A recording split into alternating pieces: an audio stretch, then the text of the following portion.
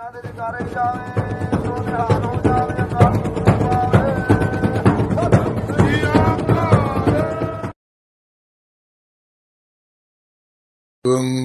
ਗੁਰੂ ਅਮਰਦਾਸ ਪਦ ਬੰਦ ਰਾਮਦਾਸ ਅਰਜਨ ਗੁਰੂ ਵਰ ਸ੍ਰੀ ਹਰਿ ਗੋਬਿੰਦ ਹਰਿ ਰਾਏ ਹਰਿ ਕ੍ਰਿਸ਼ਨ ਗੁਰੂ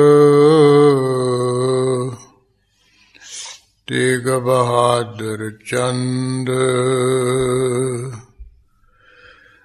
ਦਸਵੇਂ ਗੋਬਿੰਦ ਸਿੰਘ ਗੁਰੂ ਨਮੋ ਚਰਨ ਅਰਵਿੰਦ ਸ਼੍ਰੀ ਗੁਰ ਸ਼ਬਦ ਕਮਾਏ ਜਿਨ ਜੀਤੇ ਪੰਚ ਵਿਕਾਰ ਤਿਨ ਸੰਤਨ ਕੋ ਬੰਦਨਾ ਸਿਰ ਚਰਨਨ ਪਰਤਾਰ ਏਕ ਓੰਕਾਰਾ ਸਤਿਗੁਰੂ ਇਹ ਪ੍ਰਸਾਦ ਸੱਚ ਹੋਇ ਵਾਹਿਗੁਰੂ ਜੀ ਕੀ ਫਤਿਹ ਵਿਘਨ ਵਿਨਾਸ਼ਨ ਸੋਇ ਵਾਹਿਗੁਰੂ ਜੀ ਕੀ ਫਤਿਹ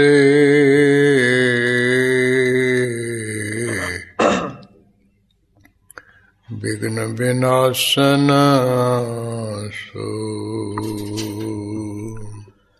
ਵਾਹਿਗੁਰੂ ਸਾਹਿਬ ਜੀਓ।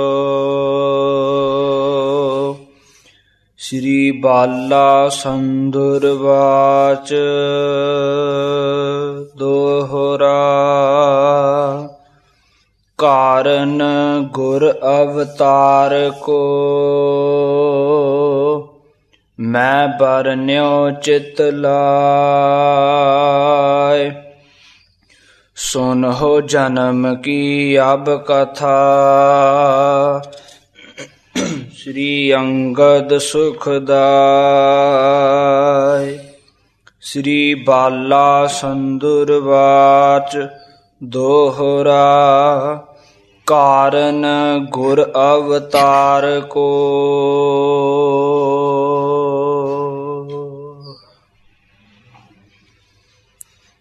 ਵਾਹਿਗੁਰੂ ਜੀ ਕਾ ਖਾਲਸਾ ਵਾਹਿਗੁਰੂ ਜੀ ਕੀ ਫਤਿਹ।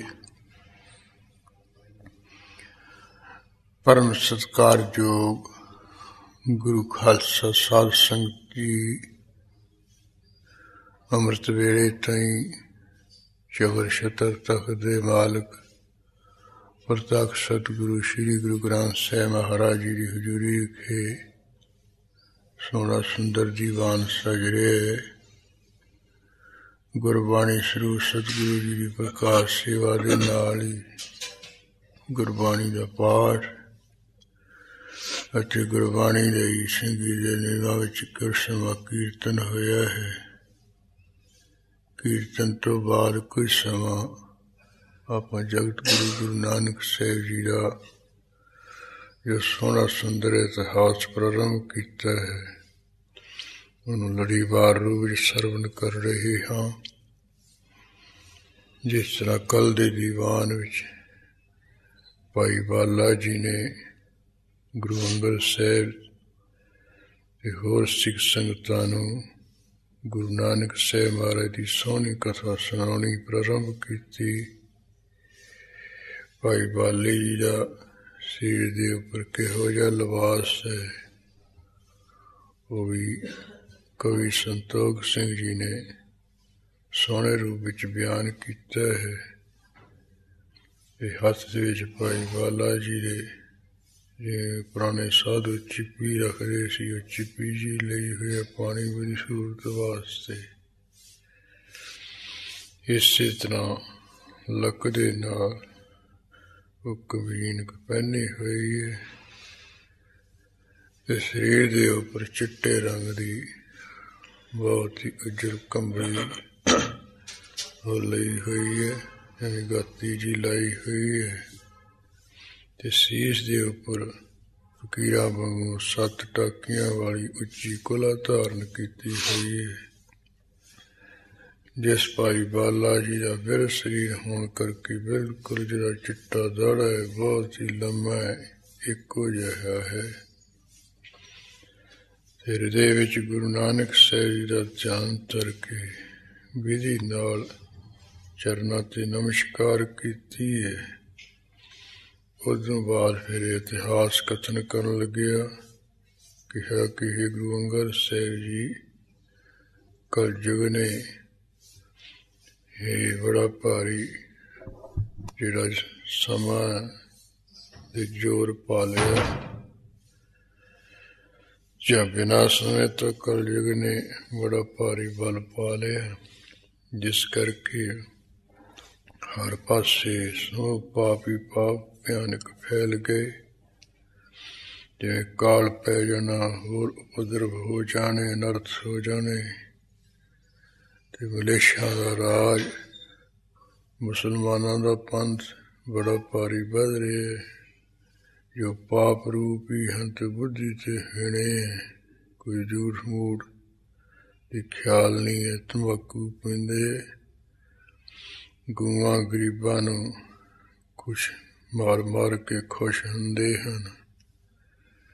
ਜੋ ਕਲਯੁਗ ਦੇ ਸਮੇਂ ਨੇ ਇਹਨਾਂ ਉੱਪਰ ਵੀ ਪ੍ਰਭਾਵ ਪਾਇਆ ਹੈ ਤੇ ਸਾਰੇ ਖੋਟੀ ਚਾਲੀ ਗਲਤ ਕੰਮ ਕਰਨ ਲੱਗ ਪਏ। ਉਸ ਸਮੇਂ ਦੇ ਜਿਹੜੇ ਰਾਜੇ ਉਹ ਵੀ ਭੈੜੀ ਮੱਤ ਵਾਲੇ ਮੈਲੇ ਹੋ ਗਏ, ਯਾਨੀ ਚੰਗਾ ਜਿਹੜਾ ਕੰਮ ਕਰਨਾ ਉਹ ਤਾਂ ਕਿਸੇ ਨੇ ਇਹਨਾਂ ਤੋਂ ਖੋਹ ਹੀ ਲਿਆ ਹੈ। ਉਹੋ ਜਿਹੇ ਵਜ਼ੀਰ ਵੀ ਹੋ ਗਏ ਨੇ, ਉਹ ਵੀ ਲੋਲਪ ਹੋ ਪਏ, ਵਿਚਾਰੀ ਹੋ ਗਏ, ਵਿਸ਼ਿਆਗਾਮੀ ਬਣ ਗਏ ਨੇ, ਭੈੜੇ ਕਰਤੱਵ ਕਰਦੇ ਟੇਢੇ ਮਨ ਵਾਲੇ। ਇਸੇ ਤਰ੍ਹਾਂ ਖੋਟੀ ਮੱਤ, ਦੁਸ਼ਟਤਾਈ, ਹੋਰ ਜਿਹੜੀ ਦਲਿਦਰਤਾਈ, ਆਲਸਤਾਈ ਹੈ ਜਾਂ ਈਰਖਾ ਵਕੀਲੀ, ਜੂਏਬਾਜ਼ੀ ਹੈ, ਪਾਪ ਹੈ, ਕਿਸੇ ਨੂੰ ਦਿਖਾਉਣਾ, ਰਗੜੇ ਝਗੜੇ ਕਰਨੇ, ਇਹ ਸਾਰੇ ਕਹਿੰਦੇ ਜਿਵੇਂ ਸਿੰਘਾ ਰਾਖਸ਼ਣੀ ਦਾ ਪੁੱਤਰ ਹੋਇਆ ਨਾ ਰਾਹੂ, ਉਹਦੇ ਵਰਗੇ ਪੈਦਾ ਹੋ ਗਏ ਹਰ ਪਾਸੇ। ਜਿਹੜਾ ਉਸ ਸਮੇਂ ਜਿਹੜਾ ਧਰਮ ਹੈ ਉਹ ਚੰਦਰਮਾ ਵਾਂਗ ਹੈ, ਇਹਨੂੰ ਸਾਰਿਆਂ ਨੇ ਕਹਿੰਦੇ ਫੜ ਲਿਆ, ਧਰਮ ਦੇ ਉਦਾਲੇ ਹੋ ਗਏ, ਉਹਨੂੰ ਛੁਪਾਉਣ ਵਾਸਤੇ, ਦੁਖੀ ਕਰਨ ਵਾਸਤੇ। ਜਿਹੜੇ ਰਾਜੇ ਉਹ ਕਿਸੇ ਗਰੀਬ ਗੁਰਦੇ ਦੀ ਫਰਿਆਦ ਨਹੀਂ ਸੁਣਦੇ, ਜਿਹੜੇ ਕੋਈ ਕਾਜੀ ਲੋਕ ਹੈ ਜੱਜਾਂ ਦਾ ਕੰਮ ਕਰਦੇ ਉਹ ਵੀ ਵੱਡੀ ਦੇ ਅਧੀਨ ਹੋ ਗਏ। ਵੱਡੀ ਲੈ ਕੇ ਝੂਠੇ ਨੂੰ ਸੱਚਾ ਕਰ ਦਿੰਦੇ ਤੇ ਸੱਚੇ ਨੂੰ ਝੂਠਾ ਕਰ ਦਿੰਦੇ, ਸੱਚ ਦਾ ਨਿਆਂ ਦਾ ਤਾਂ ਨਾਂ ਹੀ ਨਹੀਂ ਲੈਂਦੇ ਹਨ। ਫਿਰ ਜਿੱਥੇ ਕਿਥੇ ਅਰਬੀ ਫਾਰਸੀ ਜਿਹੜੀ ਇਹ ਚੱਲ ਪਈ, ਇਹੀ ਪੜ੍ਹਦੇ ਲੋਕ, ਆਪੋ ਆਪਣਾ ਬ੍ਰਾਹਮਣਾਂ ਨੇ, ਛਤਰੀਆਂ ਨੇ, ਵੈਸਾਂ ਨੇ, ਸ਼ੂਦਰਾਂ ਨੇ ਧਰਮ ਛੱਡ ਦਿੱਤਾ ਹੈ।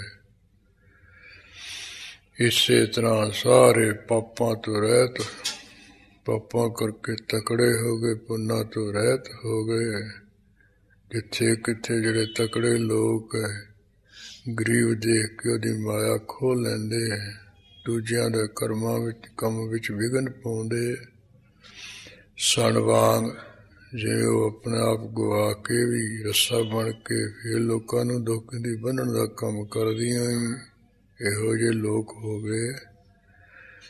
ਸਣ ਵਾਂਗ ਦੁੱਖ ਦਿੰਦੇ, ਬੰਨ੍ਹਦੇ, ਨੜਾਉਂਦੇ, ਪਰਾਇਆ ਧਨ ਚੁਣਾਉਂਦੇ, ਪਰਾਇਆ ਨਿੰਦਿਆ ਕਰਦੀ ਹੈ, ਪਰ ਇਸਤਰੀ ਗਮਨ ਕਰਦੇ, ਰਾਤ ਦਿਨ ਤਨ ਤੇ ਮਨ ਦੇ ਨਾਲ ਇਹਨਾਂ ਨਾਲ ਹੀ ਪ੍ਰੇਮ ਧਾਰਿਆ ਹੈ। ਉਸ ਸਮੇਂ ਦੇ ਜਿਹੜੇ ਕੋਈ ਅਟਲੀਆਂ ਖੜਾਉਣ ਵਾਲੇ ਹਨ, ਜੰਗਮ ਲੋਕ, ਸ਼ਿਵਾ ਦੇ ਗੀਤ ਗਾਉਣ ਵਾਲੇ, ਘਰਾਂ ਘਰਾਂ ਵਿੱਚ ਪਿੰਗਣ ਵਾਲੇ ਤੇ ਸ਼ਰੇਵੜੇ ਜਿਹੜੇ ਕੋਈ ਜੈਨੀ ਲੋਕ ਹੈ, ਹੋਰ ਨਾਗੇ ਆ, ਉਹ ਆਪੋ ਵਿੱਚ ਹੀ ਲੜਾਈ ਝਗੜਾ ਕਰਦੇ। ਹੋਰ 6 ਪੰਥਾਂ ਵਾਲੇ ਵੀ, ਉਹਨਾਂ ਦਾ ਵੀ ਹਾਲ ਇਹ ਹੋਇਆ, ਵਾਹਿਗੁਰੂ ਦੇ ਨਾਮ ਜਪਣ ਤੋਂ ਬਗੈਰ ਆਪੋ ਵਿੱਚ ਹੀ ਝਗੜਾਂ ਵਿੱਚ ਖੱਜਲ ਖੁਆਰ ਹੋ ਰਹੇ ਹੈ। ਜਿਹੜੇ ਕੋਈ ਪੁਰਾਣਾ ਜਾਮ ਕਰਨ ਵਾਲੇ, 10ਵੇਂ ਦੁਆਰ ਵਿੱਚ ਸਵਾਸ ਚੜਾਉਣ ਵਾਲੇ ਜੋਗੀ ਲੋਕ, ਉਹਨਾਂ ਨੇ 12 ਪੰਥ ਖੜੇ ਕਰ ਲਏ ਆਪੋ ਆਪਣੇ। ਪ੍ਰੇਮਾ ਭਗਤੀ ਤੋਂ ਬਗੈਰ ਸਭ ਪਰਮੇਸ਼ਰ ਤੋਂ ਵਿਛੋੜੇ ਵਾਲੇ ਹੋ ਗਏ। ਜਿਹੜੇ ਬ੍ਰਾਹਮਣ ਹੈ ਉਹ ਵੀ ਧਾਰਮਿਕ ਸ਼ਾਸਤਰਾਂ ਦੁਆਰਾ ਖੋਟੀ ਚਰਚਾ ਕਰਦੇ। ਇਸ ਤਰ੍ਹਾਂ ਆਪੋ ਵਿੱਚ ਹੀ ਫਿਰ ਚਰਚਾ ਕਰਦਿਆਂ ਉਹਨਾਂ ਦਾ ਬੜਾ ਝਗੜਾ ਵੱਧ ਜਾਂਦਾ, ਲੜ ਪੈਂਦੇ। ਇਸੇ ਤਰ੍ਹਾਂ ਦੁਖੀ ਹੋਏ ਕਈ ਲੋਕ ਸਿਰ ਮੂੰਹ ਜਾ ਮਨਾ ਕੇ ਕਹਿੰਦੇ ਹੁਣ ਅਸੀਂ ਸੰਨਿਆਸੀ ਸੰਤ ਬਣ ਗਏ ਹਾਂ ਜੀ। ਇਹ ਘਰ ਬਾਰ ਛੱਡ ਕੇ ਵੀ ਫਿਰ ਵੀ ਜਿਹੜਾ ਧਨ ਵਿੱਚ ਜਿਹੜਾ ਲੱਗਿਆ ਹੈ, ਜਾਂ ਕੋਈ ਇਸਤਰੀ ਦੇ ਕੇ ਉਧਰ ਹੈ, ਖੋਟੀ ਆਸਾ ਵਾਲਾ ਹਿਰਦਾ ਹੈ। ਕਈ ਆਪਣੇ ਆਪ ਨੂੰ ਬ੍ਰਹਤ ਕਹਾਉਂਦੇ, ਅਸੀਂ ਵਿਰਾਗੀ ਹੋ ਗਏ ਘਰ ਬਾਰ ਛੱਡ ਕੇ। ਉਂਝ ਕਹਿੰਦੇ ਮੰਦੇ ਅੰਦਰ ਜਿਹੜੇ ਗ੍ਰਸਤੀ ਲੋਕ ਆ, ਉਹਨਾਂ ਨਾਲ ਵੀ ਜ਼ਿਆਦਾ ਅੱਗ ਲੱਗੀ ਹੋਈ ਹੈ, ਸੜ ਮੱਚ ਰਹੇ। ਜਿਹੜੇ ਕੋਈ ਵਿਦਵਾਨ ਲੋਕ ਪਹਿਰੇਦਾਰ ਵਰਗੇ ਸੀ, ਲੋਕਾਂ ਦੀ ਰੱਖਿਆ ਕਰਨੀ ਸੀ, ਉਹ ਕਹਿੰਦੇ ਚੋਰ ਗਣ ਗਏ ਹਨ। ਰੱਖਿਆ ਹੁਣ ਘਰ ਦੀ ਕੌਣ ਕਰੇ? ਇਸ ਤਰ੍ਹਾਂ ਜਿਹੜੇ ਰਾਜੇ ਲੋਕ ਹੈ, ਜਿਵੇਂ ਖੇਤੀ ਦੀ ਬਾੜ ਹੁੰਦੀ ਹੈ, ਇਸ ਤਰ੍ਹਾਂ ਦੇ ਸੀ। ਪਰ ਉਹ ਪਰਜਾ ਰੂਪੀ ਖੇਤੀ ਨੂੰ ਖੋਟੇ ਢੰਗ ਨਾਲ ਆਪ ਹੀ ਹਰ ਪਰਜਾ ਨੂੰ ਲੁੱਟ ਪੁੱਟ ਲਏ ਰਾਜੇ ਉਸ ਸਮੇਂ। ਇਸ ਤਰ੍ਹਾਂ ਧਰਤੀ ਉੱਪਰ ਬਹੁਤਾ ਕਹਿੰਦੇ ਪਾਪਾਂ ਦਾ ਬੋਝ ਹੋਇਆ, ਜਿਸ ਕਰਕੇ ਫਿਰ ਉਸਨੇ ਪਰਮੇਸ਼ਰ ਅੱਗੇ ਬੇਨਤੀ ਕੀਤੀ ਕਿ ਮਾਰਾ ਹੁਣੇ ਪਾਰ ਮੇਰੇ ਤੋਂ ਸਹਾਰਿਆ ਨਹੀਂ ਜਾਂਦਾ ਹੈ। ਪਰਮੇਸ਼ਰ ਨੇ ਵਿਚਾਰਿਆ ਵੀ ਇਹ ਧਰਤੀ ਦਾ ਬੋਝ ਦੂਰ ਕਰਨ ਵਾਸਤੇ ਬਹੁਤ ਇੱਥੇ ਮੈਂ ਭੇਜੇ ਨੇ। ਜਿਹੜੇ ਗਏ ਉਹ ਆਪ ਹੀ ਬਣ ਕੇ ਬਹਿ ਗਏ, ਆਪੋ ਆਪਣੇ ਪੰਥ ਚਲਾ ਲਏ, ਆਪੋ ਆਪਣਾ ਨਾਮ ਜਪਾਉਣ ਲੱਗ ਪਏ। ਫਿਰ ਵਿਚਾਰ ਕੇ ਵੀ ਹੁਣ ਮੇਰੇ ਜਾਏ ਤੋਂ ਬਗੈਰ ਨਹੀਂ ਸਰਦਾ ਹੈ। ਫਿਰ ਆਕਾਸ਼ਵਾਣੀ ਦੁਆਰਾ ਕਿਹਾ ਵੀ ਹੁਣ ਮੈਂ ਆਪ ਹੀ ਆਵਾਂਗਾ ਤੇ ਆ ਕੇ ਨਾਮ ਦਾ ਜਾਪ, ਬਾਣੀ ਦਾ ਕੀਰਤਨ ਫੈਲਾਵਾਂਗਾ। ਉਹ ਨਾਮ ਦੇ ਜਾਪ ਤੇ ਕੀਰਤਨ ਦੇ ਸਦਕੇ ਤੈਨੂੰ ਸਹਾਰਾ ਹੋ ਜਾਏਗਾ। ਇਸ ਤਰ੍ਹਾਂ ਕਹਿੰਦੇ ਆਕਾਸ਼ਵਾਣੀ ਦੁਆਰਾ ਵਾਹਿਗੁਰੂ ਨੇ ਕਿਹਾ। ਇਹ ਧਰਤੀ ਜਾਣੀ ਸ੍ਰਿਸ਼ਟੀ ਦੇ ਜਿੰਨੇ ਲੋਕ ਚੁੱਪ ਹੋ ਗਏ, ਖੁਸ਼ ਹੋ ਗਏ। ਹੁਣ ਪਰਮੇਸ਼ਰ ਵਾਹਿਗੁਰੂ ਆਓ ਸਾਡੀ ਦੁੱਖ ਤਕਲੀਫ ਦੂਰ ਕਰਨ ਵਾਸਤੇ। ਇਧਰ ਵਾਹਿਗੁਰੂ ਨੇ ਕਹਿੰਦੇ ਫਿਰ ਜੋ ਬੇਦੀਆਂ ਦੀ ਕੋਲ ਹੈ, ਉਹਦੇ ਵਿੱਚ ਜਿਵੇਂ ਉਹ ਅਵਤਾਰ ਧਾਰਿਆ, ਉਹ ਜਿਵੇਂ ਕਹਿੰਦੇ ਬੇਦੀਆਂ ਦੀ ਪੁਰਸ਼ ਹੈ, ਉਹ ਕਵੀਆਂ ਵਾਂਗ ਹੈ। ਤੇ ਜਿਹੜੇ ਉਹ ਪੂਰਨਮਾਸੀ ਦੇ ਜਿਹੜਾ ਚੰਦਰਮਾ ਵਾਂਗ ਹੈ, ਉਹ ਗੁਰੂ ਨਾਨਕ ਸਾਹਿਬ ਪਰਮੇਸ਼ਰ ਪ੍ਰਗਟ ਹੋ ਗਏ ਇਹਨੂੰ ਖਿਲਾਉਣ ਵਾਸਤੇ, ਵੇਦੀਆਂ ਵੰਸ਼ ਨੂੰ ਖੁਸ਼ ਕਰਨ ਵਾਸਤੇ। ਜਿਨ੍ਹਾਂ ਦੇ ਪ੍ਰਗਟ ਹੋਣ ਨਾਲ ਪਖੰਡੀ ਲੋਕ ਜਿਹੜੇ ਉੱਲੂਆਂ ਵਰਗੇ ਸੀ, ਅੰਨੇ ਹੋ ਗਏ, ਭਾਰੀ ਦੁਖੀ ਹੋ ਗਏ। ਮਹਾਰਾਜ ਦੇ ਪ੍ਰਗਟ ਹੋਣ ਕਰਕੇ ਸੂਰਜ ਵਾਂਗ ਜਿਹੜੇ ਸਿੱਖ ਸਾਧੂ ਦਾਸ ਸਨ, ਉਹ ਜੇ ਚੱਕਵੇ ਸੁਖੀ ਹੋ ਜਾਂਦੇ। ਕਿਉਂ ਗੁਰੂ ਕੇ ਦਾਸ ਜਿਹੜੇ ਸਿੱਖ ਸੇਵਕ ਸੁਖੀ ਹੋ ਗਏ। ਭਗਤੀ ਰੂਪੀ ਧੁੱਪ ਸੰਸਾਰ ਦੇ ਵਿੱਚ ਪ੍ਰਗਟ ਹੋ ਗਈ, ਵਿਦਿਆ ਰੂਪੀ ਨੀਂਦ ਖਤਮ ਹੋ ਗਈ, ਗਿਆਨ ਤੇ ਨਾਮ ਦੇ ਵਿੱਚ ਸ੍ਰੇਸ਼ਟ ਲੋਕ ਜਾਗ ਪਏ। ਪਾਪ ਰੂਪੀ ਜਿਹੜਾ ਸੁਪਨਾ ਉਹ ਸਭ ਨੇ ਛੱਡਤਾ ਮਨ ਵਿੱਚੋਂ। ਇਸ ਤਰ੍ਹਾਂ ਜਿਵੇਂ ਉਹ ਵਾਹਿਗੁਰੂ ਜੀ ਬੇਦੀਆਂ ਦੇ ਕੁਲ ਦੇ ਵਿੱਚ ਪ੍ਰਗਟ ਹੋਏ ਸਨ, ਉਹਨਾਂ ਦੇ ਪ੍ਰਗਟ ਹੋਣ ਤੋਂ ਪਹਿਲਾਂ ਜਿਹੜਾ ਕੋਈ ਸੀ, ਉਹ ਸਾਰਾ ਕਾਰਨ ਭਾਈ ਬਾਲਾ ਜੀ ਨੇ ਕਥਨ ਕੀਤਾ, ਉਸੇ ਦਾ ਉਲੱਥਾ ਕਵੀ ਸੰਤੋਖ ਸਿੰਘ ਜੀ ਨੇ ਛੰਦਾਬੰਦੀ ਵਿੱਚ ਕੀਤਾ ਹੈ। ਹੁਣ ਜਿਵੇਂ ਗੁਰੂ ਨਾਨਕ ਸਾਹਿਬ ਜੀ ਦਾ ਇਹ ਧਰਤੀ ਤੇ ਸੋਹਣਾ ਅਵਤਾਰ ਹੋਇਆ, ਉਹ ਇਤਿਹਾਸ ਵਿੱਚ ਅੱਜ ਪ੍ਰਸੰਗ ਕਥਾ ਆ ਰਹੀ ਹੈ। ਜਿਵੇਂ ਭਾਈ ਬਾਲਾ ਜੀ ਨੇ ਅਵਤਾਰ ਦੀ ਕਥਾ ਦੂਸਰੇ ਦਿਨ ਸੁਣਾਈ, ਉਹ ਅੱਜ ਆਪਾਂ ਵੀ ਦੂਸਰੇ ਦਿਨ ਹੀ ਦੀਵਾਨ ਦੇ ਸਰਵਣ ਕਰ ਰਹੇ ਹਾਂ। ਉਹ ਜਿਵੇਂ ਆ ਰਹੀ ਆਪਾਂ ਸ਼ਰਧਾ ਨਾਲ ਸੁਣੀਏ ਮਨ ਲਾ ਕੇ। ਸ੍ਰੀ ਬਾਲਾ ਸੰਦਰ ਵਾਚ ਦੋਹਰਾ, ਕਾਰਨ ਗੁਰ ਅਵਤਾਰ ਕੋ। ਜੋ ਸ੍ਰੀ ਸੋਭਾ ਵਾਲੇ ਭਾਈ ਬਾਲਾ ਜੀ ਸੰਧੂ ਗੋਤ ਦੇ ਉਹ ਕਥਨ ਕਰਦੇ ਹਨ ਕਿ ਹੇ ਗੁਰੂ ਅੰਗਦ ਸਾਹਿਬ ਮਹਾਰਾਜ, ਜਿਸ ਤਰ੍ਹਾਂ ਗੁਰੂ ਨਾਨਕ ਸਾਹਿਬ ਜੀ ਦਾ ਇਹ ਧਰਤੀ ਦੇ ਉੱਪਰ ਅਵਤਾਰ ਆਉਣ ਦਾ ਵੱਡਾ ਕਾਰਨ ਹੈ ਸੀ।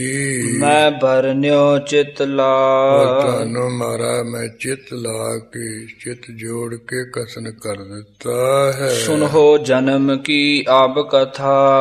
ਮਹਾਰਾਜ ਜਿਵੇਂ ਗੁਰੂ ਨਾਨਕ ਸਾਹਿਬ ਜੀ ਨੇ ਇਸ ਸੰਸਾਰ ਦੇ ਵਿੱਚ ਆ ਕੇ ਅਵਤਾਰ ਧਾਰਨ ਕੀਤਾ, ਉਹ ਵੀ ਕਥਾ ਸੁਣ ਲੋ ਮੇਰੇ ਪਾਸੋਂ। ਸ੍ਰੀ ਅੰਗਦ ਸੁਖ ਦਾਇ, ਇਹ ਗੁਰੂ ਅੰਗਦ ਸਾਹਿਬ ਮਹਾਰਾਜ ਸਾਰਿਆਂ ਨੂੰ ਸੁਖ ਦੇਣ ਵਾਲੇ। ਚੌਪਈ ਬਾਰ ਦੇਸ਼ ਸਭ ਦੇਸ਼ ਨਰੇਸ਼ੂ। ਭਾਈ ਬਾਲਾ ਜੀ ਕਹਿੰਦੇ, ਹੇ ਗੁਰੂ ਅੰਗਦ ਸਾਹਿਬ ਜੀ, ਜਿਹੜਾ ਬਾਹਰ ਦਾ ਇਲਾਕਾ ਹੈ ਉਹ ਮਾਨੋ ਸਾਰੇ ਦੇਸ਼ਾਂ ਦਾ ਇਲਾਕਿਆਂ ਦਾ ਰਾਜਾ ਹੈ।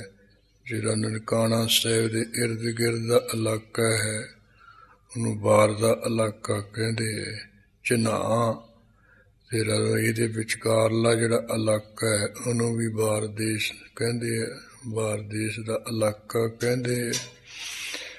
ਇਸ ਤਰ੍ਹਾਂ ਕਹਿੰਦੇ ਇਹ ਗੁਰੂ ਅੰਗਦ ਸਾਹਿਬ ਜੀ, ਜਿਹੜਾ ਚਨਾਹ ਤੇ ਰਾਵੀ ਦੇ ਵਿਚਕਾਰਲਾ ਇਲਾਕਾ ਬਾਹਰ ਦੇਸ਼ ਹੈ, ਮਾਨੋ ਸਾਰਿਆਂ ਦੇਸ਼ਾਂ ਦਾ ਇੱਕ ਰਾਜੇ ਵਾਂਗ ਹੈ। ਗ੍ਰਾਮ ਪ੍ਰਜਾ ਕੇ ਹਰਤ ਕਲੇਸ਼ੂ। ਗ੍ਰਾਮਾਂ ਰੂਪੀ ਜਿਹੜੀ ਪ੍ਰਜਾ ਹੈ, ਪਿੰਡਾਂ ਦੇ ਜਿੰਨੇ ਪ੍ਰਜਾ ਦੇ ਲੋਕ ਹੈ, ਉਹਨਾਂ ਦੇ ਸਾਰੇ ਕਲੇਸ਼ਾਂ ਨੂੰ ਦੁੱਖਾਂ ਨੂੰ ਨਾਸ ਕਰਦਾ ਹੈ। ਮਾਨੋ ਬਾਹਰ ਦਾ ਇਲਾਕਾ ਰਾਜਾ ਰੂਪ। ਐਰਾਵਤੀ ਇੱਕ ਦਿਸ਼ ਬਾਰੀ। ਜਿਹੜਾ ਬਾਹਰ ਦਾ ਇਲਾਕਾ ਹੈ ਇਸ ਦੀ ਇੱਕ ਤਰਫ ਤਾਂ ਐਰਾਵਤੀ ਨਦੀ ਪਾਣੀ ਨਾਲ ਭਰੀ ਹੋਈ ਚੱਲ ਰਹੀ ਹੈ। ਉਹ ਇਸ ਨਦੀ ਦੇ ਕਿਨਾਰੇ ਜ਼ਿਆਦਾ ਹਾਥੀ ਰਹਿੰਦੇ ਸਨ, ਜਿਸ ਕਰਕੇ ਇਹਦਾ ਨਾਂ ਐਰਾਵਤੀ ਪੈ ਗਿਆ। ਤੇ ਉਹ ਹੌਲੀ ਹੌਲੀ ਬਦਲਦਾ ਹੁਣ ਇਹਦਾ ਨਾਂ ਰਾਵੀ ਹੈ। ਉਹ ਲਾਹੌਰ ਤੋਂ ਆਸੇ ਪਾਸੇ ਬਾਹਰ ਚਲਦੀ ਹੈ, ਇਸੇ ਤਰ੍ਹਾਂ ਨਨਕਾਣੇ ਤੋਂ ਵੀ ਥੋੜ੍ਹੀ ਜਿਹੀ ਦੂਰ ਚਲਦੀ ਹੈ। ਜਦੋਂ ਜਾਈਏ ਆਪਾਂ ਉੱਥੋਂ ਦਰਸ਼ਨ ਹੁੰਦਾ ਹੀ ਹੈ, ਉੱਚਾ ਚੜ੍ਹ ਕੇ ਦੇਖੀਏ। ਇਸ ਤਰ੍ਹਾਂ ਕਹਿੰਦੇ ਇੱਕ ਤਰਫ ਇਹ ਰਾਵੀ ਨਦੀ ਚੱਲ ਰਹੀ ਹੈ, ਪਾਣੀ ਨਾਲ ਭਰੀ ਹੋਈ। ਸੁੰਦਰ ਰੰਗ ਤਰੰਗ ਉਛਾਰੀ। ਜਿਹੜੀ ਇਹ ਰਾਵੀ ਨਦੀ ਹੈ ਸੋਹਣੀਆਂ ਰੰਗਾਂ ਰੰਗਾਂ ਦੀਆਂ ਛੱਲਾਂ ਉਛਾਲ ਲਈ ਹੈ। ਲਹਿਰਾਂ ਉੱਠ ਰਹੀਆਂ ਸੁੰਦਰ ਰੰਗ ਦੀਆਂ ਸੋਹਣੀਆਂ। ਸੋ ਬਾਰ ਬਿਜਨ ਹੋਤ ਹੈ ਤਾਂ ਪੈ। ਰਾਵੀ ਨਦੀ ਵਿੱਚ ਸੋਹਣੀਆਂ ਰੰਗਾਂ ਰੰਗਾਂ ਦੀਆਂ ਤਰੰਗਾਂ ਉੱਠ ਰਹੀਆਂ। ਇਹ ਮਾਨੋ ਕਹਿੰਦੇ ਜਿਹੜਾ ਬਾਹਰ ਦਾ ਇਲਾਕਾ ਇੱਕ ਰਾਜੇ ਵਾਂਗ ਹੈ, ਉਹਦੇ ਉੱਪਰ ਕਹਿੰਦੇ ਬੜਾ ਸ੍ਰੇਸ਼ਟ ਇਹ ਪੱਖਾ ਹੋ ਰਿਹਾ, ਪੱਖਾ ਝਲਿਆ ਜਾ ਰਿਹਾ ਹੈ। ਨ੍ਰਿਪਤਾ ਕੋ ਲੱਛਣ ਸ਼ਬ ਥਾਪੈ। ਜਿਵੇਂ ਰਾਜਿਆਂ ਦੇ ਲੱਛਣ ਹੁੰਦੇ ਹੈ, ਚਿੰਨ੍ਹ ਹੁੰਦੇ ਹੈ, ਨਿਸ਼ਾਨੀਆਂ ਹੁੰਦੀਆਂ, ਇਸ ਤਰ੍ਹਾਂ ਕਹਿੰਦੇ ਛਵੀ ਥਾਪ ਰਿਹਾ ਹੈ। ਚੰਦਰ ਭਗਾ ਦਿਸ਼ ਦੁਤੀਏ ਸੁਹਾਈ। ਇਸੇ ਤਰ੍ਹਾਂ ਜਿਹੜਾ ਬਾਹਰ ਦਾ ਇਲਾਕਾ ਇਹਦੀ ਦੂਸਰੀ ਤਰਫ ਚੰਦਰ ਭਗਾ ਨਾਮ ਦੀ ਨਦੀ ਸੋਭਨੀਕ ਹੈ, ਜਿਸ ਨੂੰ ਉਹ ਚਨਾਬ ਵੀ ਕਹਿੰਦੇ ਹੈ, ਚਨਾਬ ਵੀ ਕਹਿੰਦੇ ਹਨ। ਜਿਹੜੀ ਆ ਚੰਦਰਮਾ ਇਹਦੀ ਭੈਣ ਸੀ, ਜਿਹਦਾ ਨਾਮ ਸੀ ਚਨਾਬ।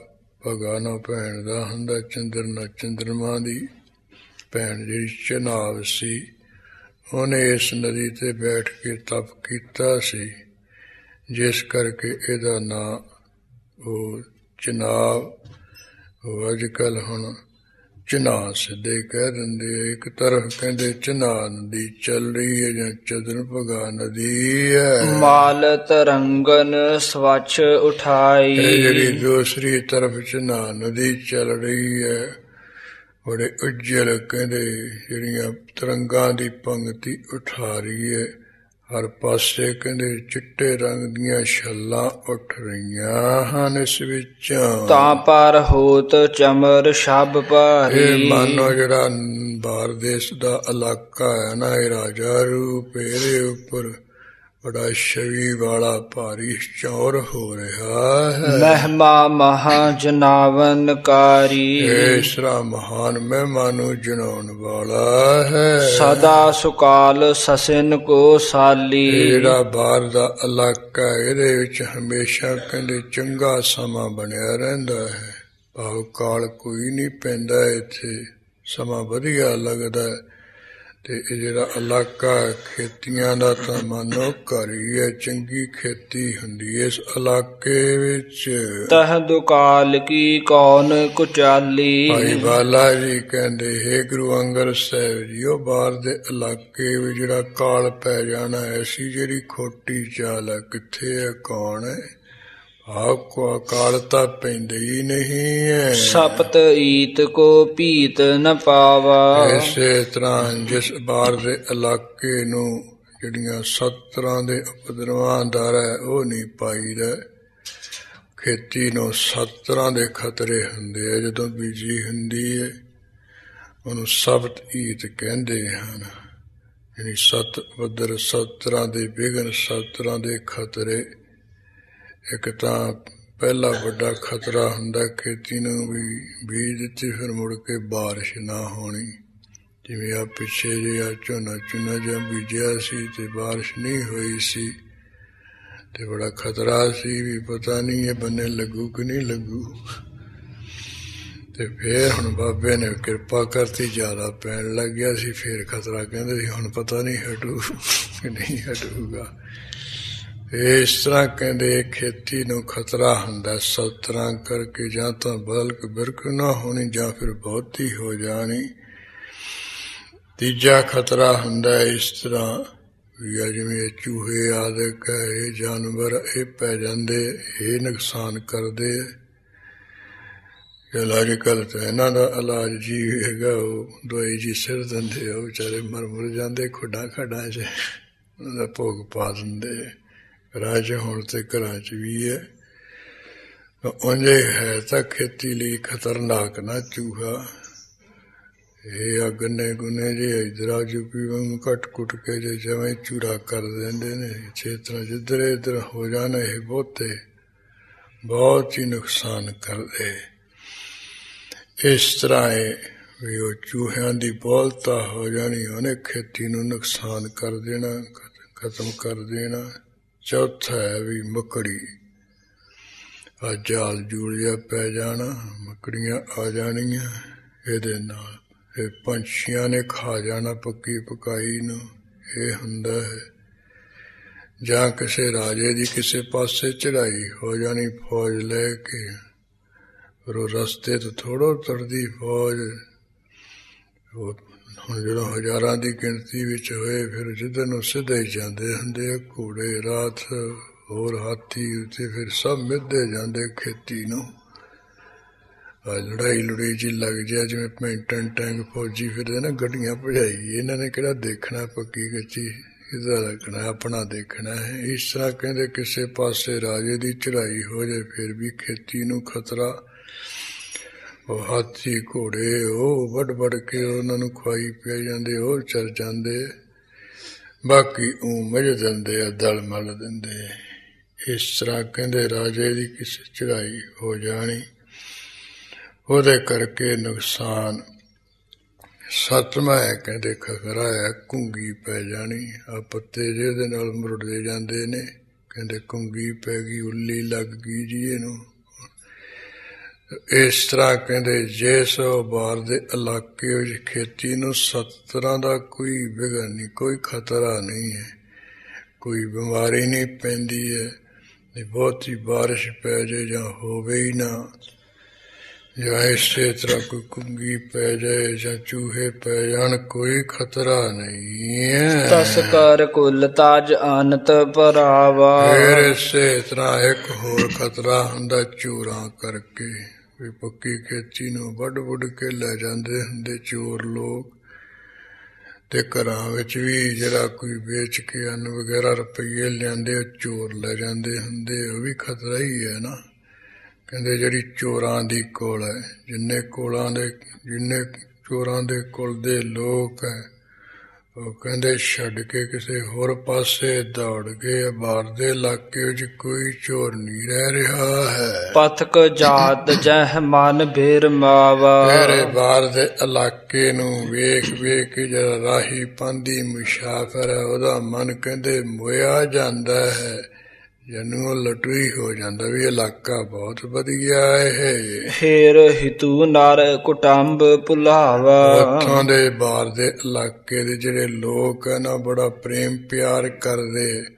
ਉਹਨਾਂ ਲੋਕਾਂ ਦਾ ਪ੍ਰੇਮ ਪਿਆਰ ਦੇਖ ਕੇ ਨਾ ਇਹ ਜਿਹੜਾ ਮਨੁੱਖ ਹੈ, ਰਾਹੀ ਪਾਂਦੀ ਹੈ, ਯਾਤਰੀ ਹੈ, ਆਪਣੇ ਪਰਿਵਾਰ ਦਾ ਟੱਬਰ ਟੀਰ ਦਾ ਪ੍ਰੇਮ ਭਰਾ ਭੁਲਾ ਦਿੰਦਾ, ਉਹਨਾਂ ਵਿੱਚ ਹੀ ਪਰਚ ਜਾਂਦਾ ਵੀ ਵਧੀਆ ਇਹ ਲੋਕ ਹੈ। ਫਲ ਫੂਲਨ ਦਲ ਯੁਤ ਤਰ ਚਾਰੂ। ਫਿਰ ਜਿਹੜੇ ਦਰਖਤ ਹੈ, ਫਲਾਂ ਫੁੱਲਾਂ ਸਹਿਤ ਹੈ, ਬੜੇ ਚੰਗੇ ਵਧੀਆ ਫਲਦਾਰ ਦਰਖਤ ਹੈ ਇਸ ਇਲਾਕੇ ਵਿੱਚ। ਪਥਕ ਹੇਤ ਠਾਡੇ ਸੁਖ ਕਾਰੂ। ਜਿਹੜਾ ਕੋਈ ਰਾਹੀ ਪਾਂਦੀ ਹੈ, ਉਹਦੇ ਵਾਸਤੇ ਸੁਖ ਬਖਸ਼ਣ ਵਾਸਤੇ ਇਹ ਰਸਤਿਆਂ ਵਿੱਚ ਚੰਗੇ ਫਲਦਾਰ ਦਰਖਤ ਖੜੋਤੇ ਹੋਏ ਹੈ। ਬਸ ਹੈ ਲੋਕ ਜਹ ਸੁਜਨ ਸੁਚਾਲੀ। ਜਿਸ ਬਾਹਰ ਦੇ ਇਲਾਕੇ ਵਿੱਚ ਜਿੰਨੇ ਲੋਕ ਹੈ ਬੜੇ ਚੰਗੇ ਨੇਕ ਕੰਮ ਕਰਨ ਵਾਲੇ, ਚੰਗੀ ਜਾਤ ਦੇ ਬਸਦੇ ਹਨ। ਦਇਆ ਧਰਮ ਕੇ ਜੇ ਪ੍ਰਿਤਪਾਲੀ। ਚਾਲੀ ਵਾਲੇ, ਰੀਤੀ ਵਾਲੇ,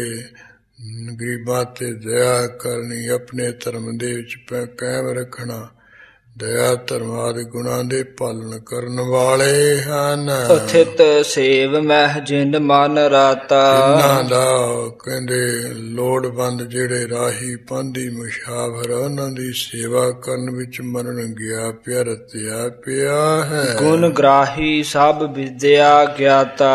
ਜਿੰਨੇ ਗੁਣ ਹੈ ਉਹਨਾਂ ਨੂੰ ਗ੍ਰਹਿਣ ਕਰਨ ਵਾਲੇ ਲੋਕ ਹੈ, ਸਭ ਤਰ੍ਹਾਂ ਦੀ ਜਿਹੜੀ ਵਿਦਿਆ ਉਹਦੇ ਗਿਆਤੇ ਹੈ, ਸਭ ਤਰ੍ਹਾਂ ਦੀ ਵਿਦਿਆ ਨੂੰ ਪੜਿਆ ਹੋਇਆ ਹੈ। ਉਪਜਹ ਜਹ ਤੋ ਰੰਗ ਬਹੁ ਸੁੰਦਰ। ਇਸ ਬਾਹਰ ਦੇ ਇਲਾਕੇ ਵਿੱਚ ਕਹਿੰਦੇ ਬਹੁਤ ਗੁਣਾਂ ਵਾਲੇ ਇਸ ਤਰ੍ਹਾਂ ਸੋਹਣੇ ਸੁੰਦਰ ਘੋੜੇ ਪੈਦਾ ਹੁੰਦੇ ਹਨ। ਬਲੀ ਤਰਲਤਾ ਗੁਣ ਕੇ ਮੰਦਰ। ਜਿਹੜੇ ਬਲੀ ਘੋੜੇ ਹਨ ਤੇ ਇਸ ਤਰ੍ਹਾਂ ਬੜੇ ਸਿਆਣੇ ਹੈ ਤੇ ਗੁਣਾਂ ਦੇ ਤਾਂ ਮਾਨੋ ਘਰ ਹੀ ਹਨ, ਬੜੇ ਤੇਰ ਤਿਰਖੇ ਚੱਲਣ ਵਾਲੇ, ਦੌੜ ਖਲਾਉਣ ਵਾਲੇ ਹਨ।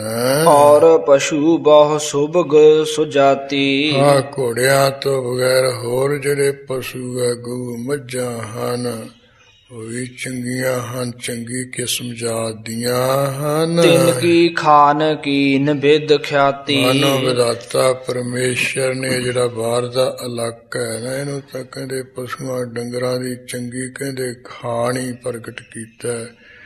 ਸਭ ਤਰ੍ਹਾਂ ਦੇ ਕਿਸਮਾਂ ਦੇ ਚੰਗੇ ਪਸ਼ੂ ਇਹ ਬਾਹਰ ਦੇ ਇਲਾਕੇ ਵਿੱਚੋਂ ਮਿਲਦੇ ਹਨ। ਜੋ ਅਸ ਦੇਸ਼ ਰੁਚਰ ਬਾਰ ਸਾਗਰਾ। ਭਾਈ ਬਾਲਾ ਜੀ ਕਹਿੰਦੇ ਹੈ ਗੁਰੂ ਅੰਗਦ ਸਾਹਿਬ, ਜਿਹੜਾ ਬਾਹਰ ਦਾ ਇਲਾਕਾ ਬੜਾ ਸੁੰਦਰ ਸ੍ਰੇਸ਼ਟ ਹੈ ਸਾਰਾ। ਭਰਤ ਖੰਡ ਮਹਿ ਸ਼ੋਭਤ ਉਜਾਗਰਾ। ਇਹ ਜਿਹੜਾ ਸਾਡਾ ਭਾਰਤ ਖੰਡ ਹੈ, ਇਹਦੇ ਵਿੱਚ ਕਹਿੰਦੇ ਐਨ ਪ੍ਰਗਟ ਹੀ ਸ਼ੋਭਦਾ ਹੈ। ਤੇਹ ਮਹਿ ਤਲਵੰਡੀ ਭਲ ਨਗਰੀ। ਉਹ ਬਾਹਰ ਦੇ ਇਲਾਕੇ ਵਿੱਚ ਰਾਏ ਭੋਏ ਦੀ ਤਲਵੰਡੀ ਨਾਮ ਦੀ ਨਗਰੀ ਹੈ, ਬੜੀ ਚੰਗੀ। ਚਾਰ ਬਰਨ ਕਰ ਪੂਰਤ ਸਗਰੀ। ਉਹ ਭਾਈ ਬਾਲਾ ਜੀ ਕਹਿੰਦੇ ਹੈ ਗੁਰੂ ਅੰਗਦ ਸਾਹਿਬ ਜੀ, ਜਿਹੜੇ ਚਾਰ ਵਰਨ ਹੈ, ਬ੍ਰਾਹਮਣ ਹੈ, ਖੱਤਰੀ ਹੈ, ਵੈਸ ਹੈ, ਸ਼ੂਦਰ ਹੈ, ਚਾਰੇ ਵਰਨਾਂ ਨਾਲ ਚੌਹਾਂ ਨਾਲ ਚੰਗੀ ਤਰ੍ਹਾਂ ਭਰੀ ਹੈ।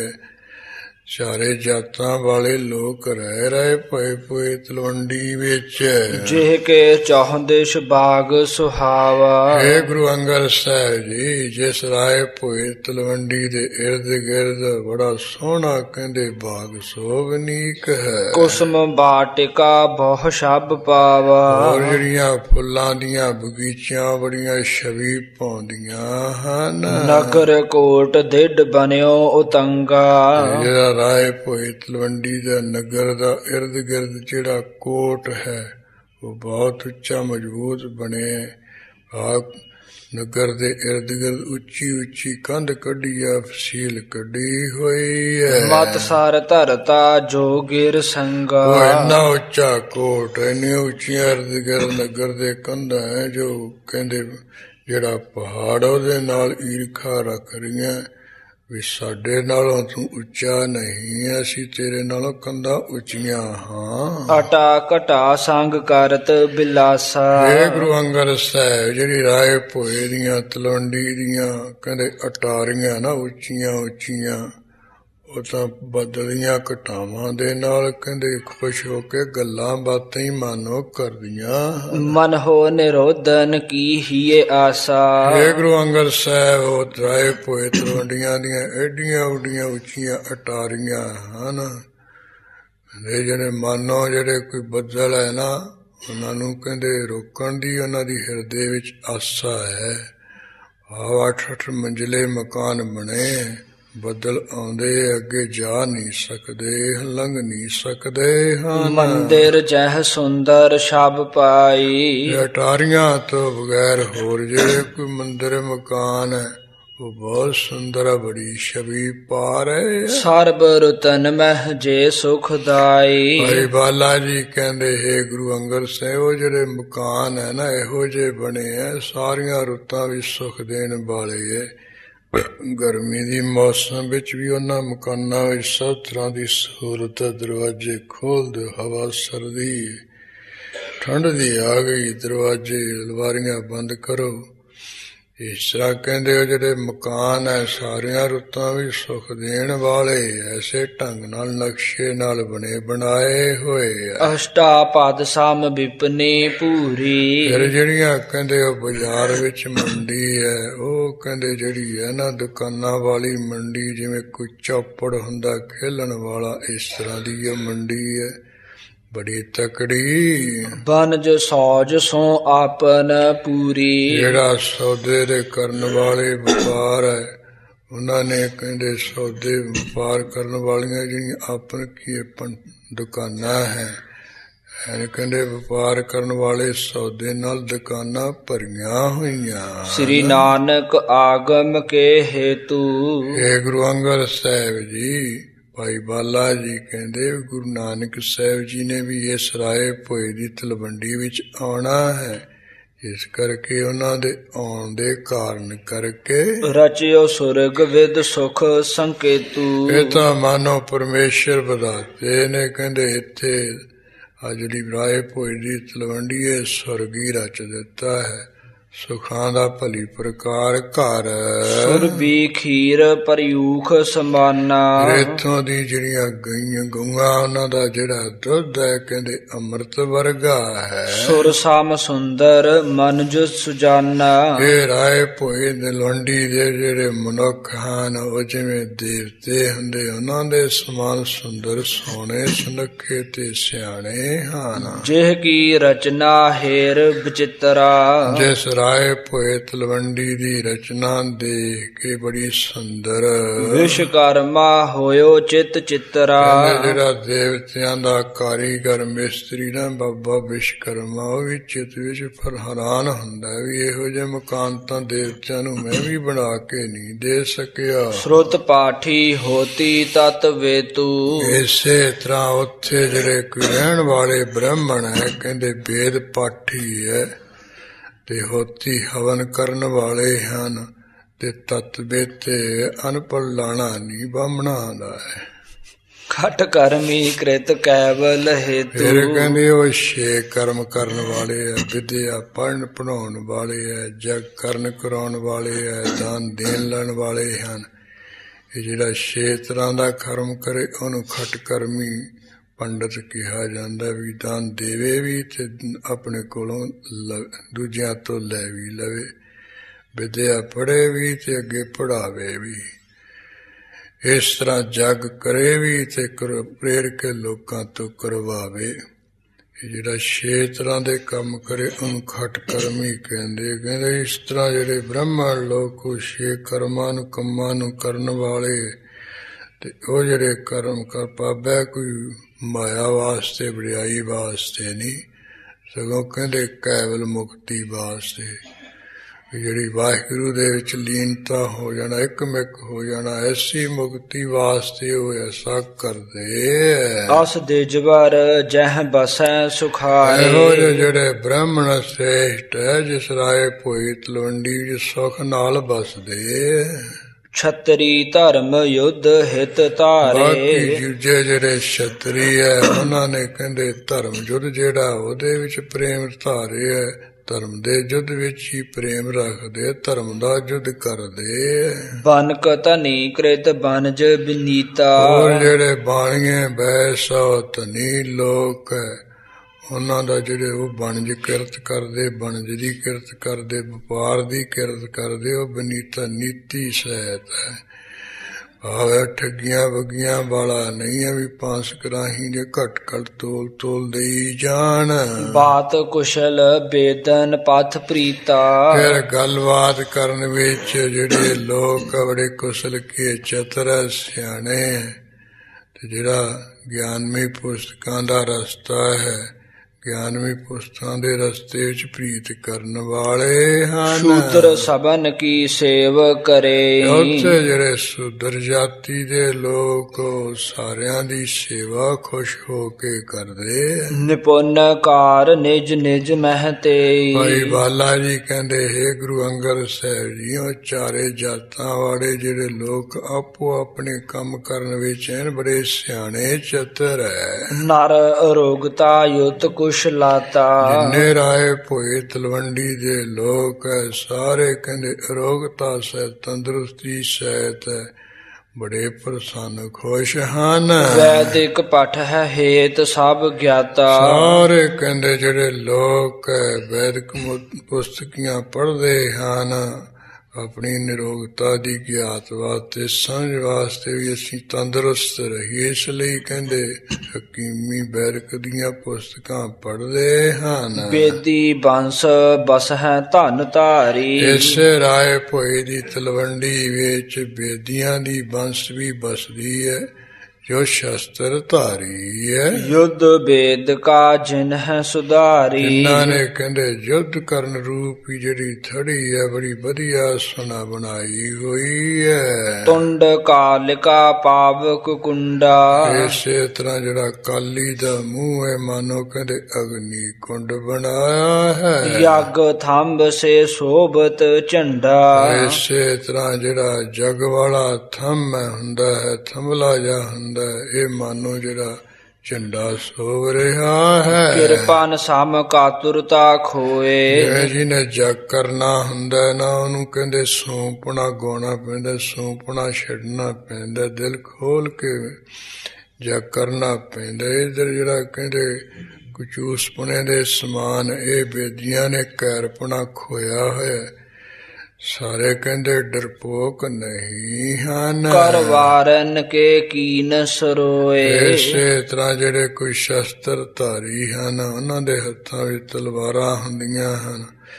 ਇੱਧਰ ਕਹਿੰਦੇ ਜਿਹੜੀਆਂ ਤਲਵਾਰਾਂ ਇਹਨਾਂ ਨੇ ਫੜੀਆਂ, ਇਹੀ ਜਗ ਕਰਨ ਲਈ ਮਾਨੋ ਕਹਿੰਦੇ ਸਰੋਏ ਚੰਪਚੇ ਫੜਾਏ ਹੋਏ ਹਨ ਬੜੇ ਬੜੇ। ਦੁਸ਼ਟਾ ਮੇਖ ਬਹੁ ਦੀਨ ਅਹੂਤੀ। ਉਹ ਜਗ ਦੇ ਵਿੱਚ ਕਹਿੰਦੇ ਅਹੂਤੀ ਦੇਈ ਦੀ ਹੈ। ਆ ਜਿਹੜੀਆਂ ਸੁਗੰਧੀਏ ਵਾਲੀਆਂ ਚੀਜ਼ਾਂ ਜੀਆਂ ਪਾਈਆਂ, ਕਹਿੰਦੇ ਦੁਸ਼ਟਾਂ ਦਾ, ਭੈੜੇ ਲੋਕਾਂ ਦੇ ਜਿਹੜਾ ਮਾਸ ਹੈ, ਇਹੀ ਮਾਨੋ ਜਿਹੜੇ ਬੇਦੀ ਲੋਕ ਹੈ ਇਹ ਅਹੂਤੀ ਦੇ ਰਹੇ, ਸਮਗਰੀ ਪਾ ਰਹੇ ਸੁਗੰਧੀ ਵਾਲੀ। ਜਹ ਸਰਪੀ ਸ਼੍ਰੋਣਤ ਸੰਯੂਤੀ। ਜਿਹੜਾ ਕਿਸੇ ਬਲੀ ਜੇ ਦਿੰਦੇ ਹੁੰਦੇ ਫਿਰ ਲਹੂ ਜਾਓ ਪੈਂਦਾ ਹੁੰਦਾ, ਜਿੱਥੇ ਕਹਿੰਦੇ ਜਿਹੜਾ ਘਿਓ ਹੈ, ਘਿਓ ਦੇ ਥਾਂ ਜਿਹੜਾ ਲਹੂ ਹੈ ਹੀ ਪੈ ਰਿਹਾ। ਲਹੂ ਦੇ ਸਮੇਤੀ ਕਿਉ ਪੈਰਿਆ ਮਨ। ਅਸ ਬੇਦੀ ਵਾਸੀ ਤਲਵੰਡੀ। ਇਹੋ ਜਿਹੇ ਸ਼ਸਤਰ ਧਾਰੀ ਜਿਹੜੀ ਬੇਦੀ ਦੇ ਬੰਸ ਦੇ ਲੋਕ ਰਾਏ ਭੋਈ ਦੀ ਤਲਵੰਡੀ ਵਿੱਚ ਰਹਿੰਦੇ ਹਨ। ਜਿਨ ਕੀ ਬਹੁ ਕੀਰਤ ਜਗ ਮੰਡੀ। ਜਿਨ੍ਹਾਂ ਬੇਸੀਆਂ ਦੀ ਜਿਹੜੀ ਕੀਰਤੀ ਹੈ ਸੰਸਾਰ ਦੇ ਵਿੱਚ ਬੜੀ ਮੰਡੀ ਫੈਲ ਰਹੀ ਹੈ। ਚਿਰੰਕਾਲ ਤਹ ਰਹਿਤ ਬਿਤਾਈ। ਆ ਬੇਦੀਆਂ ਦੇ ਬੰਸ ਨੇ ਬਹੁਤ ਸਮਾਂ ਰਹਿੰਦਾ ਇੱਥੇ ਬਤੀਤ ਕੀਤਾ।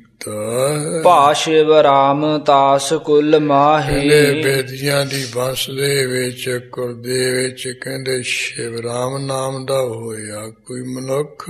ਬ੍ਰਿਤ ਸ਼ਾਂਤ ਕੀ ਜਿਨ ਮਨ ਕੀਨੀ। ਹਾਂ, ਜਿਸਨੇ ਆਪਣੀ ਜਿਹੜੀ ਉਪਜੀਵਕਾ ਹੈ ਉਹ ਸਾਰੀ ਕਹਿੰਦੇ ਸਤੋਗੁਣ ਵਾਲੀ ਮਨ ਵਿੱਚ ਧਾਰਨ ਕੀਤੀ ਹੋਈ ਹੈ। ਜੀਵਾ ਰਜ ਤਮ ਕੀ ਤਜ ਦੀਨੀ। ਜਿਵੇਂ ਜੀਵਾਂ ਨੂੰ ਜਿਹੜੀ ਗੁਜ਼ਾਰਾ ਉਪਜੀਵਕਾ ਹੈ ਰਜੋਗੁਣ ਵਾਲੀ ਤਮੋਗੁਣ ਵਾਲੀ ਛੱਡ ਦਿੱਤੀ ਹੈ। ਲੜਾਈ ਪੜ੍ਹਾਈ ਕਰਕੇ ਕੋਈ ਮਾਇਆ ਇਕੱਠੀ ਕਰਨੀ ਜਾਂ ਰਜੋ ਕੋਈ ਲੋਭ ਲਾਲਚ ਕਰਕੇ ਇਹ ਕਹਿੰਦੇ ਇਸ ਤਰ੍ਹਾਂ ਮਾਇਆ ਇਕੱਠੀ ਕਰਨੀ ਬੇਈਮਾਨੀਆਂ ਰਾਹੀਂ ਇਹ ਕਹਿੰਦੇ ਰਜੋਗੁਣੀ ਤਮੋਗੁਣੀ ਉਪਜੀਵਕਾ ਜੀ ਨੇ ਛੱਡ ਦਿੱਤੀ ਹੈ।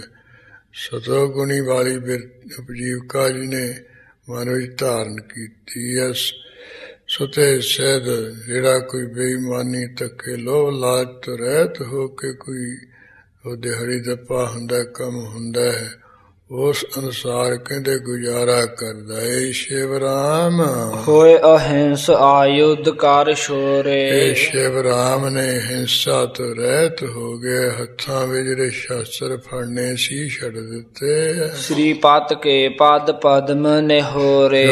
ਮਾਇਆ ਦਾ ਮਾਲਕ ਹੈ ਉਹਦੇ ਚਰਨਾਂ ਕਮਲਾਂ ਨੂੰ ਮਨਾਉਣਾ ਸ਼ੁਰੂ ਕੀਤਾ ਇਸ ਨੇ। ਤਿਹ ਬਨਾਰਸੀ ਨਾਮ ਸੁਤੀਆ।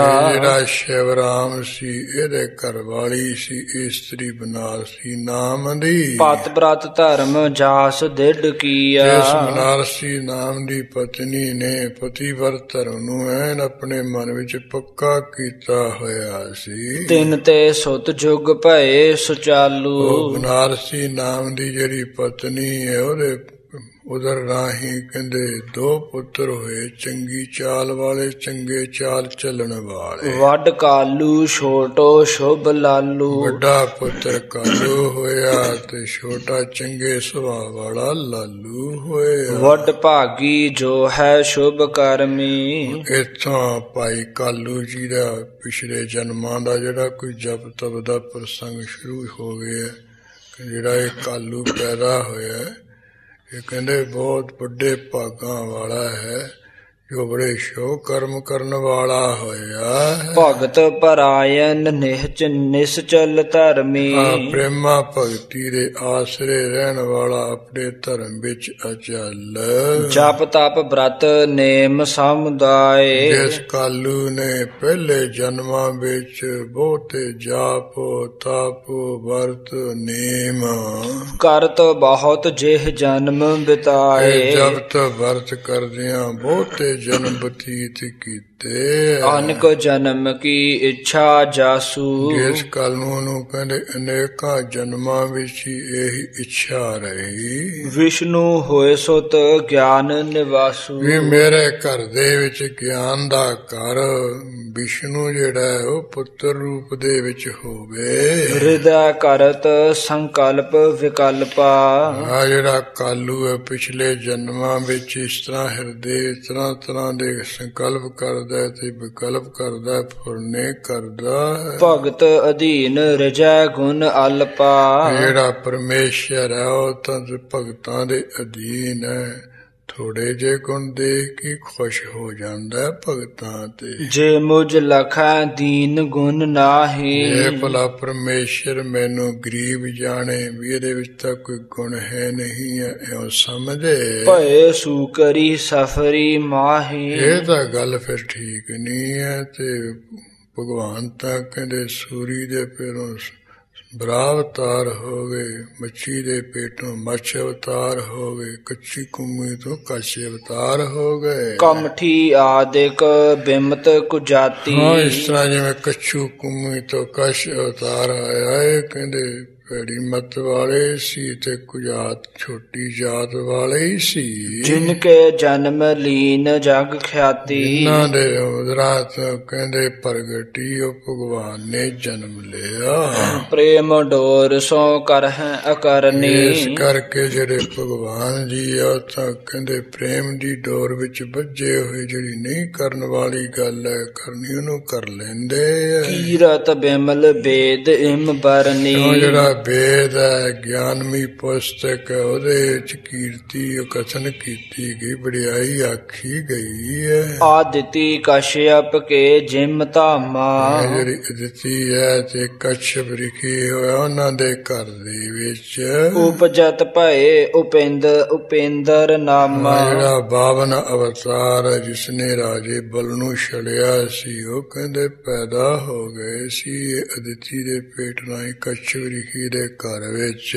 ਆਸ ਆਸਾ ਧਰ ਅਸੁਰ ਬਿਨਾਸੀ, ਇਸ ਤਰ੍ਹਾਂ ਦੀ ਆਸਾ ਧਾਰਨ ਕੀਤੀ ਹੈ ਜੋ ਦੈਂਤਾਂ ਨੂੰ ਨਾਸ ਕਰਨ ਵਾਲਾ ਪਰਮੇਸ਼ਰ ਉਸ ਦੀ। ਭਇਓ ਨਿਰੰਤਰ ਰੂਪ ਉਪਾਸੀ, ਪਹਿਲੇ ਜਨਮਾਂ ਵਿੱਚ ਜਿਹੜਾ ਕਾਲੂ ਜੀ ਹੈ ਕਹਿੰਦੇ ਇੱਕ ਰਾਸ ਉਪਾਸਨਾ ਦਾ ਰੂਪ ਹੀ ਹੋ ਗਿਆ, ਭਾਵ ਜਿਸ ਦੀ ਭਗਤੀ ਕਰ ਰਿਹਾ ਸੀ ਉਹਦਾ ਰੂਪ ਹੀ ਹੋ ਗਿਆ, ਕੋਈ ਵੱਖਰਾ ਨਹੀਂ ਰਿਹਾ ਹੈ। ਕਾਲੂ ਨਾਮ ਜਨਮ ਜਬ ਧਾਰਾ, ਜਦੋਂ ਕਹਿੰਦੇ ਸੰਸਾਰ ਦੇ ਵਿੱਚ ਕਾਲੂ ਨਾਮ ਵਾਲਾ ਜਨਮ ਧਾਰਿਆ, ਪੂਰਨ ਆਸਾ ਕੀਨ ਮੁਰਾਰਾ, ਫਿਰ ਪਰਮੇਸ਼ਰ ਵਾਹਿਗੁਰੂ ਨੇ ਇਹਦੀ ਕਹਿੰਦੇ ਜਿਹੜੀ ਆਸਾ ਹੈ ਉਹ ਪੂਰੀ ਕੀਤੀ। ਸੁਤ ਕਾਲੂ ਪਿਖ ਪਿਤ ਸ਼ਿਵ ਰਾਮੋ, ਇਧਰ ਜਿਹੜਾ ਸ਼ਿਵ ਰਾਮ ਹੈ ਆਪਣੇ ਪਿਤਾ ਨੇ ਵੇਖਿਆ, ਸ਼ਿਵ ਰਾਮ ਨੇ ਵੀ ਜਿਹੜਾ ਪੁੱਤਰ ਕਾਲੂ ਹੈ ਉਹ ਵੱਡਾ ਹੋ ਗਿਆ, ਵਿਆਹਣ ਯੋਗ ਹੋ ਗਿਆ ਹੈ। ਪਾਨ ਗ੍ਰਹਿਣ ਕੀਏ ਕੀਰਤ ਧਾਮੋ, ਇਸ ਕਰਕੇ ਆਪਣੇ ਪੁੱਤਰ ਕਾਲੂ ਜੀ ਦਾ ਵਿਵਾਹ ਕਰ ਦਿੱਤਾ ਹੈ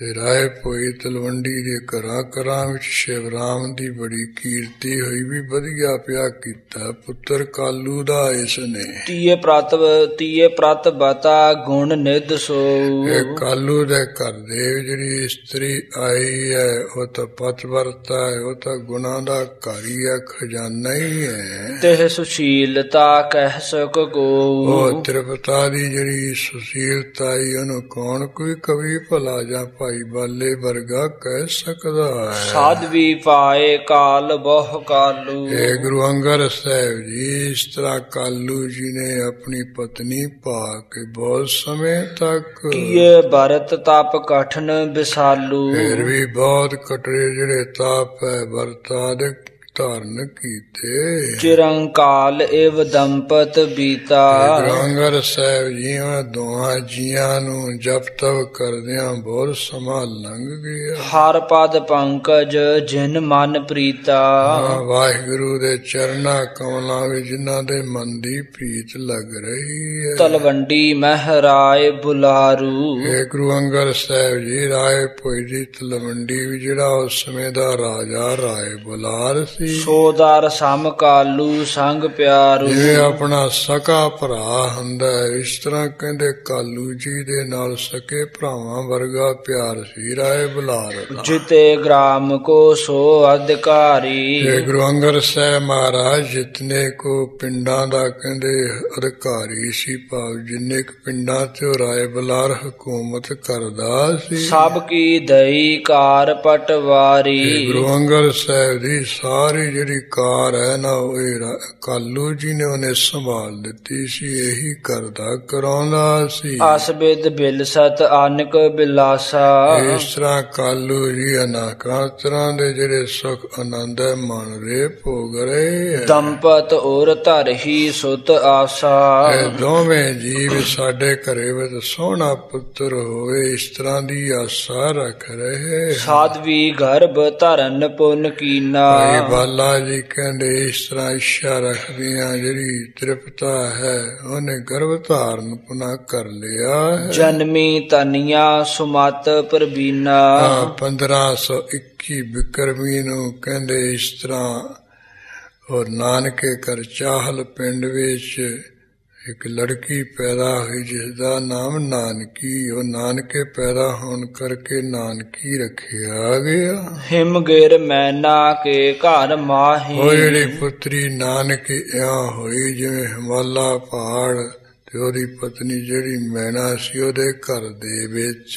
ਪਾਰਬਤੀ ਜਨਮੀ ਜੇ ਵਿਆਹੀ। ਇਸ ਤਰ੍ਹਾਂ ਕਹਿੰਦੇ ਇਹਨਾਂ ਦੇ ਘਰ ਦੇ ਵਿੱਚ ਆ ਕੇ ਪਾਰਬਤੀ ਨੇ ਜਨਮ ਲਿਆ ਸੀ। ਉਹ ਕਾਲੂ ਜੀ ਦੇ ਘਰ ਦੇ ਵਿੱਚ ਨਾਨਕੀ ਆ ਗਈ ਹੈ। ਭਈ ਸੁਸ਼ੀਲਾ ਸਭ ਗੁਣ ਖਾਨੇ। ਇਹ ਜਿਹੜੀ ਨਾਨਕੀ ਹੈ ਬੜੀ ਸੀਲ ਸੁਭਾਅ ਵਾਲੀ ਹੋਈ, ਸਾਰੇ ਗੁਣਾਂ ਦੀ ਖਾਣ ਹੋਈ। ਮਨ ਹੋ ਭਗਤ ਧਰ ਦੇਹ ਸੁਹਾਨੀ। ਇਹ ਗੁਰੂ ਅੰਗਦ ਸਾਹਿਬ ਮਾਨੋ ਕਹਿੰਦੇ ਜਿਹੜੀ ਪਰਮੇਸ਼ਰ ਦੀ ਭਗਤੀ ਉਸੇ ਨੇ ਕਹਿੰਦੇ ਨਾਨਕੀ ਦਾ ਦੇਹ ਧਾਰਨ ਕਰ ਲਈ ਹੈ ਤੇ ਸੋਭਨੀਕ ਹੋ ਰਹੀ ਹੈ। ਕਾਲ ਬਤੀਤ ਭਇਓ ਪਸਚਾਤਾ।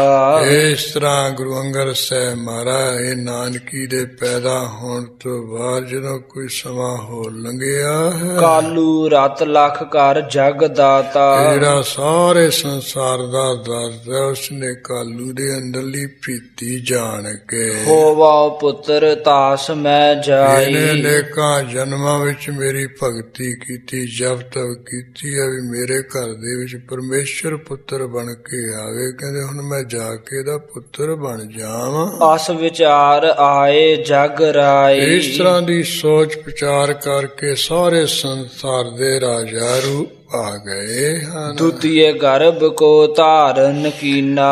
ਇਸ ਤਰ੍ਹਾਂ ਮਾਤਾ ਤ੍ਰਿਪੁਰਾ ਨੇ ਦੂਜੀ ਵਾਰ ਜਿਹੜਾ ਗਰਭ ਧਾਰਨ ਕਰ ਲਿਆ। ਪਤ ਪ੍ਰਤ ਧਰਮ ਜਾਸ ਮਨ ਲੀਨਾ। ਜੀਵ ਧਰਮ ਜਿਸ ਦੇ ਮਨ ਦੇ ਵਿੱਚ ਲੀਨ ਹੈ। ਜੋ ਦੁਤੀਆ ਕੋ ਬ੍ਰਿਦਤ ਚੰਦੂ। ਜਿਵੇਂ ਦੂਈ ਤੋਂ ਲੈ ਕੇ ਜਿਹੜਾ ਚੰਦਰਮਾ ਅੱਗੇ ਵੱਧਦਾ ਹੀ ਜਾਂਦਾ ਹੁੰਦਾ, ਤੇ ਸਮ ਗਰਭ ਰੂਪ ਸੁਖ ਕੰਦੂ। ਇਸੇ ਤਰ੍ਹਾਂ ਕਦੇ ਮਾਤਾ ਦੇ ਤ੍ਰਿਪਤਾ ਅੰਦਰ ਜੋ ਸੁਖਾਂ ਦੇ ਬੱਦਲ ਗੁਰੂ ਨਾਨਕ ਸਾਹਿਬ ਉਹਨਾਂ ਦਾ ਕਹਿੰਦੇ ਸਰੀਰ ਅੰਦਰ ਵੱਧ ਰਿਹਾ ਹੈ। ਜਦਪ ਭੂਖਨ ਸਕਲ ਉਤਾਰੇ। ਭਾਈ ਬਾਲਾ ਜੀ ਕਹਿੰਦੇ ਭਾਵੇਂ ਮਾਤਾ ਤ੍ਰਿਪਤਾ ਜੀ ਆਪਣੇ ਸਰੀਰ ਤੋਂ ਸਾਰੇ ਗਹਿਣੇ ਗੱਟੇ ਲਾ ਵੀ ਦੇਣ, ਤਦਪ ਸੁੰਦਰਤਾ ਆਦਿਕ ਉਜਾਰੇ। ਮਾਤਾ ਤ੍ਰਿਪਤਾ ਦੀ ਸੁੰਦਰਤਾ ਦਾ ਬੜਾ ਭਾਰੀ ਪ੍ਰਕਾਸ਼ ਹੁੰਦਾ, ਸਜਦੇ ਹਨ। ਕਾਲੂ ਤੀਏ ਬੈਸੇ ਜਿਸ ਮੰਦਰ।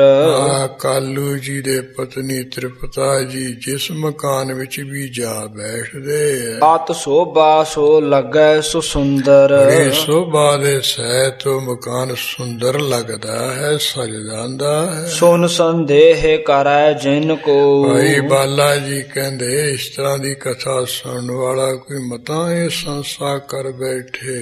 ਕੋਟ ਬ੍ਰਹਮੰਡ ਸੋਭਦਾ ਜੋ। ਮਾਤਾ ਜਿਸ ਘਰ ਦੇ ਵਿੱਚ ਬੈਠ ਜਾਂਦੀ ਉਹ ਘਰ ਸਜ ਜਾਂਦਾ ਹੈ। ਕਹਿੰਦੇ ਕਰੋੜਾਂ ਬ੍ਰਹਮੰਡਾਂ ਨੂੰ ਜਿਹੜਾ ਸੁਭਾਏਮਾਨ ਕਰਨ ਵਾਲਾ ਹੈ। ਤਿਹ ਨਿਵਾਸ ਕੀਨੋ ਜਿਸ ਥਾਈ। ਜਿਸ ਸਥਾਨ ਤੇ ਉਸ ਕਰੋੜਾਂ ਬ੍ਰਹਮੰਡਾਂ ਦੇ ਮਾਲਕ ਨੇ ਆ ਨਿਵਾਸ ਕੀਤਾ ਹੈ, ਕਿਉ ਨਾ ਹੋਏ ਤਿਹ ਸ਼ੋਭ ਸਵਾਈ। ਉਸ ਘਰ ਦੀ ਉਸ ਮਕਾਨ ਦੀ ਦੁਗਣੀ ਚੌਗਣੀ ਸ਼ੋਭਾ ਕਿਉਂ ਨਾ ਹੋਵੇ। ਜਾਂ ਦਿਨ ਤੇ ਆਏ ਜਗ ਸੁਆਮੀ। ਭਾਈ ਬਾਲਾ ਜੀ ਕਹਿੰਦੇ ਹੇ ਗੁਰੂ ਅੰਗਦ ਸਾਹਿਬ ਜਿਸ ਦਿਨ ਤੋਂ ਸੰਸਾਰ ਦੇ ਸੁਆਮੀ ਮਾਤਾ ਤ੍ਰਿਪਤਾ ਦੇ ਅੰਦਰ ਆ ਗਏ ਨੇ, ਭਏ ਸਰਲਪੁਰ ਮਹਿ ਜੇ ਬਾਮੀ। ਜਿਹੜੇ ਕੋਈ ਟੇਢੇ ਮਨ ਵਾਲੇ ਲੋਕ ਸੀ ਸਾਰੇ ਨਿਰਸ਼ਲ ਨਿਸ਼ਕਪਟ ਹੋ ਗਏ। ਸੁਚ ਸੰਤੋਖ ਧਰਮ ਸਤ ਕਰਨਾ।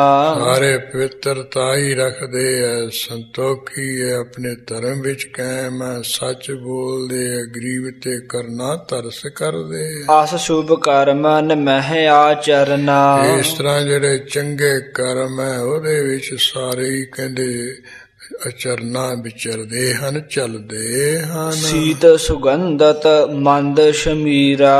ਜਿਹੜੀ ਹਵਾ ਹੈ ਹੌਲੀ ਹੌਲੀ ਚੱਲ ਰਹੀ ਹੈ ਤੇ ਸੁਗੰਧੀ ਵਾਲੀ ਤੇ ਠੰਡੀ ਚੱਲ ਰਹੀ ਹੈ। ਚੱਲੈ ਜੋ ਹਰ ਹੀ ਸਭ ਵਿਦ ਪੀਰਾ। ਇਹੋ ਜੀ ਹਵਾ ਜਿਹੜੀ ਠੰਡੀ ਤੇ ਸੁਗੰਧੀ ਵਾਲੀ ਚੱਲ ਰਹੀ ਹੈ ਸਾਰਿਆਂ ਦੀ ਪੀੜਾ ਨੂੰ ਤਕਲੀਫ ਨੂੰ ਦੂਰ ਕਰ ਰਹੀ ਹੈ। ਬਾਦਰ ਆਵਹਿ ਭਰ ਭਰ ਬਾਰੀ। ਇਸੇ ਤਰ੍ਹਾਂ ਆਕਾਸ਼ ਆਕਾਸ਼ ਦੇ ਜਿਹੜੇ ਬੱਦਲ ਹੈ ਪਾਣੀ ਨਾਲ ਭਰ ਭਰ ਕੇ ਆਉਂਦੇ ਹਨ। ਬਰਖੈ ਨਰ ਇੱਛਾ ਅਨੁਸਾਰੀ। ਜਿਵੇਂ ਰਾਏ ਭੋਏ ਦੇ ਤਲਵੰਡੀ ਲੋਕਾਂ ਦੀ ਇੱਛਾ ਹੁੰਦੀ ਉਸ ਅਨੁਸਾਰ ਬੱਦਲ ਪਾਣੀ ਦੀ ਬਾਰਿਸ਼ ਕਰਦੇ ਹਨ। ਫੂਲਹਿ ਫਲ ਹੈ ਬ੍ਰਿਖ ਸਮੁਦਾਈ। ਜਿੰਨੇ ਉੱਥੋਂ ਦੇ ਫੁੱਲਾਂ ਵਾਲੇ ਫਲਾਂ ਵਾਲੇ ਦਰਖਤ ਹੈ ਬਹੁਤ ਹੀ ਕਹਿੰਦੇ ਖੜ ਰਹੇ ਹਨ। ਜਨ ਆਨੰਦਤਾ ਬਾਹਰ ਆਈ। ਉਹ ਦਰਖਤਾਂ ਦੇ ਅੰਦਰ ਜਿਹੜੀ ਕੋਈ ਆਨੰਦਤਾ ਆਈ ਹੈ ਉਹ ਬਾਹਰ ਆ ਗਈ ਹੈ ਫੁੱਲਾਂ ਫਲਾਂ ਰਾਹੀਂ। ਅੰਤਰ ਤਿੰਨ ਕੈ ਭਈ ਅਮੇਉ। ਉਹਨਾਂ ਦੇ ਅੰਦਰ ਜਿਹੜੀ ਖੁਸ਼ੀ ਹੈ ਨਾ ਗੁਰੂ ਨਾਨਕ ਦੇ ਆਉਣ ਕਰਕੇ ਕਦੇ ਨਾ ਸਮਾਉਣ ਯੋਗ ਹੋ ਗਈ। ਮਨ ਹੋ ਨਰਨ ਦਿਖ ਰਾਵਹਿ ਤੇ। ਮਾਨੋ ਜਿਹੜੇ ਦਰਖਤ ਆਪਣੀ ਖੁਸ਼ੀ ਨੂੰ ਫਲਾਂ ਫੁੱਲਾਂ ਰਾਹੀਂ ਖਿੜ ਕੇ ਲੋਕਾਂ ਨੂੰ ਦਿਖਾਉਂਦੇ ਆ। ਛਿਤ ਸੋਹਤ ਧਰ ਨਵ ਸਭ ਜਾਈ। ਜਿੰਨੀ ਧਰਤੀ ਹੈ ਉਹ ਵੀ ਕਹਿੰਦੇ ਨਵੀਂ ਉੱਥੇ ਹਰਿਆਵਲਤਾ ਸੋਭ ਨਹੀਂ ਹੈ ਸਜ ਰਹੀ ਹੈ ਹਰਿਆਵਲਤਾ। ਜਿਹ ਔਰ ਸਭ ਤੇ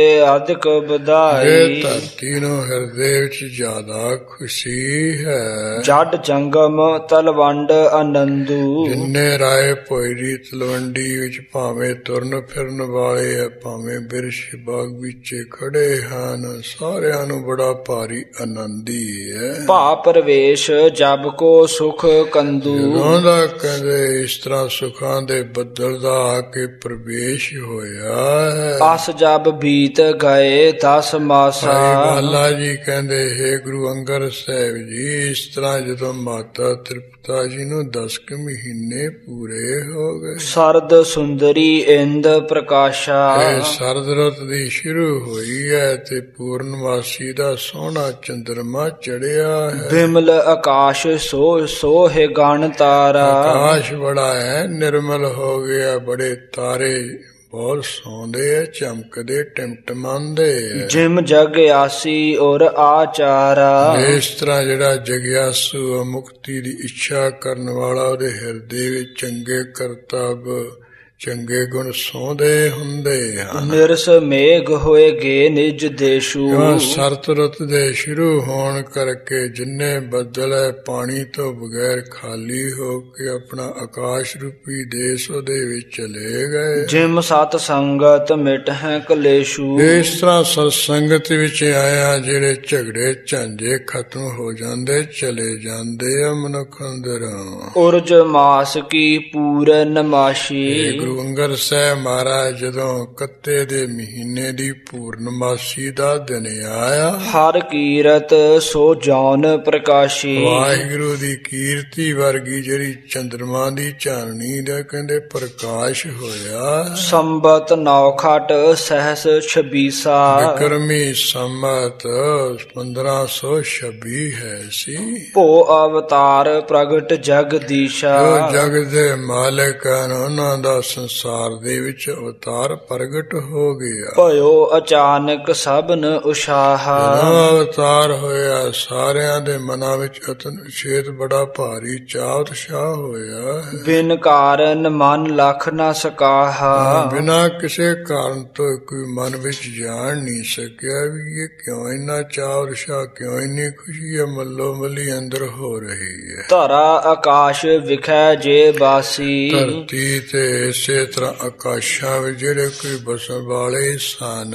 ਮੰਗਲ ਕਰ ਹੈ ਸਿਮਰ ਅਬਨਾਸ਼ੀ। ਸਾਰੇ ਪਰਮੇਸ਼ਰ ਨੂੰ ਸਿਮਰਦੇ ਹੋਏ ਤੇ ਮੰਗਲ ਕਰ ਰਹੇ ਖੁਸ਼ੀਆਂ ਮਨਾ ਰਹੇ। ਜੈ ਨਿਜ ਹਾਥਨ ਸ਼ੰਖ ਲੈ ਨਿਜ ਹਾਥਨ ਸ਼ੰਖ ਬਜਾਏ। ਇਹਨਾਂ ਨੇ ਆਪਣੇ ਖੁਸ਼ੀ ਵਿੱਚ ਆ ਕੇ ਹੱਥਾਂ ਵਿੱਚ ਸ਼ੰਖ ਲੈ ਕੇ ਵਜਾਉਣੇ ਸ਼ੁਰੂ ਕਰ ਦਿੱਤੇ। ਜੈ ਜੈ ਜੈ ਮੁਖ ਬਚਨ ਸੁਨਾਏ। ਜੈ ਹੋਵੇ ਪਰਮੇਸ਼ਰ ਤੁਹਾਡੀ ਫਤਿਹ ਜਿੱਤ ਹੋਵੇ ਉਹ ਮੁਖੋਂ ਸ਼ੰਖ ਵਜਾਉਂਦੇ ਕਹਿ ਰਹੇ। ਅਮਰਨ ਮਿਲ ਕਰ ਮੱਲਿਆ ਕਸਾਈ। 33 ਕਰੋੜ ਦੇਵਤਿਆਂ ਨੇ ਮਿਲ ਕਰਕੇ ਚੰਦਨ ਕਸਾਇਆ ਚੰਦਨ ਰਗੜਿਆ। ਕੁੰਕਮ ਪੁਨ ਘਨ ਸਾਰ ਮਿਲਾਈ। ਚੰਦਨ ਦੇ ਵਿੱਚ ਕੇਸਰ ਵੀ ਮਿਲਾ ਲਿਆ ਤੇ ਨਾਲ ਹੀ ਕਨਸਾਰ ਜਿਹੜਾ ਕੋਈ ਕਪੂਰ ਹੈ ਉਹ ਮਿਲਾ ਜਲਾ ਲਿਆ। ਕਾਲੂ ਕੇ ਮੰਦਰ ਪਰ ਚਰਚਾ ਹੈ। ਇਸ ਤਰ੍ਹਾਂ ਰਗੜ ਕੇ ਕੇ ਜਿੱਥੇ ਕਾਲੂ ਜੀ ਦਾ ਮਕਾਨ ਉਹਦੇ ਉੱਪਰ ਆ ਕੇ ਛਿੜਕਦੇ ਦੇਵਤੇ। ਮੰਦਾਰਨ ਕੁਮਲਾ ਜਲ ਅਰਚਹਿ ਕੁਸਮਾਜਲ ਅਰਚਹਿ। ਜਿਹੜਾ ਕਲ ਬਿਰਛ ਹੈ ਉਹਦੇ ਫੁੱਲ ਭਰ ਭਰ ਕੇ ਨਾ ਤੇ ਇਸ ਤਰ੍ਹਾਂ ਉੱਪਰ ਦੀ ਬਰਸਾਉਂਦੇ ਹਨ। ਧਾਇਨ ਸੇਬਿੰਗ ਮਾਨ ਕੁਲੀਨਾ। ਚੰਗੀ ਕੁਲ ਵਾਲੇ ਮਾਤਾ ਤ੍ਰਿਪਤਾ ਜੀ ਦਾਈਆਂ ਦੀ ਸੇਵਾ ਕਰਨ ਯੋਗ ਹੋਏ। ਭਈ ਪ੍ਰਸੂਤਾ ਆਤ ਸੁਖ ਲੀਨਾ। ਜਦੋਂ ਕਹਿੰਦੇ ਪ੍ਰਸੂਤਵਾਨ ਹੋ ਗਏ ਐ ਤੇ ਬੜਾ ਭਾਰੀ ਸੁਖ ਲਿਆ ਜਨਮ ਲੈਣ ਤੋਂ। ਅਸ਼ਟ ਦੀਪ ਦੀਪਤ ਗ੍ਰਹਿ ਜਾਨੋ। ਭਾਈ ਬਾਲਾ ਜੀ ਕਹਿੰਦੇ ਹੈ ਗੁਰੂ ਅੰਗਦ ਸਾਹਿਬ ਜੀ ਉਸ ਵੇਲੇ ਘਰ ਦੇ ਵਿੱਚ 8 ਦੀਵੇ ਜਗ ਰਹੇ, 8 ਮੁਖਾਂ ਵਾਲਾ ਦੀਵਾ ਜਗ ਰਿਹਾ ਸੀ ਜਾਣ ਲੋ। ਸ਼ਬ ਘਟ ਗਈ ਬਾਲ ਰਵ ਮਾਨੋ। ਜਦੋਂ ਗੁਰੂ ਨਾਨਕ ਸਾਹਿਬ ਜੀ ਦਾ ਅਵਤਾਰ ਹੋਇਆ ਸੂਰਜ ਚੜ੍ਹਦੇ ਸੂਰਜ ਵਾਂਗ 8 ਦੀਵਿਆਂ ਦੀ ਜਿਹੜੀ ਛਵੀ ਹੈ ਰੋਸ਼ਨੀ ਘਟ ਗਈ, ਮੱਧਮ ਪੈ ਗਈ ਹੈ। ਦੀਪਤ ਤੇਜ ਜਿਹ ਕਾਂਤ ਅਨੂਪਾ। ਇਸ ਗੁਰੂ ਨਾਨਕ ਸਾਹਿਬ ਜੀ ਦੀ ਕਹਿੰਦੇ ਬਾਲਕ ਅਵਸਥਾ ਵਿੱਚ ਜਿਹੜਾ ਤੇਜ ਪ੍ਰਕਾਸ਼ ਰਿਹਾ ਬੜਾ ਅਨੂਪਮਾ ਅਨੋਖਾ ਹੈ। ਵਿਸਮੈ ਧਾਏ ਹੇਰ ਸਿਸ ਰੂਪਾ। ਜਿਹੜੀ ਦਾਈ ਹੈ ਐਸਾ ਕਹਿੰਦੇ ਸੋਹਣੇ ਰੂਪ ਵਾਲਾ ਬੱਚਾ ਦੇਖ ਕੇ ਬੜੀ ਅਚਰਜ ਹੋ ਰਹੀ, ਹੱਕਾ ਬੱਕਾ ਹੋ ਰਹੀ। ਜਨਮਤ ਮ੍ਰਿਦਲ ਬਾਲ ਮੁਸਕਾਈ। ਇਹ ਜਨਮ ਲੈਂਦਿਆਂ ਸਾਰੀ ਜਿਹੜਾ ਬੱਚਾ ਹੈ ਕਹਿੰਦੇ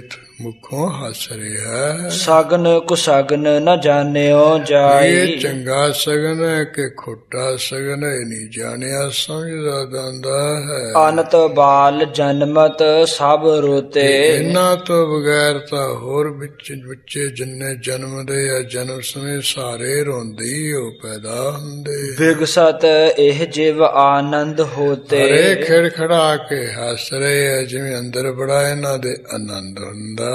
ਅਲਪ ਬੁੱਧ ਕਿਉਂ ਧਾਏ ਲਖਾਹੀ। ਭਾਈ ਬਾਲਾ ਜੀ ਕਹਿੰਦੇ ਥੋੜੀ ਬੁੱਧ ਵਾਲੀ ਦਾਈ ਇਹ ਕਿਵੇਂ ਜਾਣ ਸਕੇ। ਜਨਮ ਮਰਨ ਇਸ ਪੀਰਾ ਨਾਹੀ। ਇਹ ਤਾਂ ਉਹ ਆ ਗਏ ਆ ਬਾਲਕ ਬਣ ਕੇ ਜਿਹਨੂੰ ਜੰਮਣ ਬਣਦੀ ਕੋਈ ਪੀੜਾ ਤਕਲੀਫ ਹੈ ਹੀ ਨਹੀਂ। ਦਾਸੀ ਦੌਰ ਦਈ ਸੁਧ ਕਾਲੂ। ਜਿਹੜੀ ਘਰ ਦੀ ਦਾਸੀ ਨੇ ਇਹਨੇ ਦੌੜ ਕੇ ਜਾ ਕੇ ਕਾਲੂ ਜੀ ਨੂੰ ਖਬਰ ਦਿੱਤੀ। ਲੇਹੋ ਵਧਾਈ ਆਨੰਦ ਵਿਸਾਲੂ। ਕਹਿੰਦੇ ਕਾਲੂ ਜੀ ਬੜੀਆਂ ਆਨੰਦ ਦੇਣ ਵਾਲੀਆਂ ਵਧਾਈਆਂ ਮੇਰੇ ਕੋਲੋਂ ਲੈ ਲਓ ਤੁਸੀਂ। ਕਾਂਤ ਮਾਨ ਭਾ ਤਾਤ ਤੁਮਾਰੇ। ਇਹ ਕਾਲੂ ਜੀ ਬੜੀ ਕ੍ਰਾਂਤੀ ਵਾਲਾ ਸੋਭਾ ਵਾਲਾ ਤੁਹਾਡੇ ਘਰ ਦੇ ਵਿੱਚ ਸੋਹਣਾ ਸੁਪੁੱਤਰ ਹੋਇਆ ਹੈ। ਮੰਗਲ ਕਰਹੁ ਬਿਬਦ ਪ੍ਰਕਾਰੇ। ਇਸ ਕਰਕੇ ਤੁਸੀਂ ਤਰ੍ਹਾਂ ਤਰ੍ਹਾਂ ਦੇ ਜਿਹੜੇ ਮੰਗਲਾਚਾਰ ਕਰਨੇ ਸ਼ੁਰੂ ਕਰਦੇ ਹੋ। ਸੁਤ ਉਪਜਨ ਕੇ ਸੁਨ ਕਰ ਬੈਨਾ।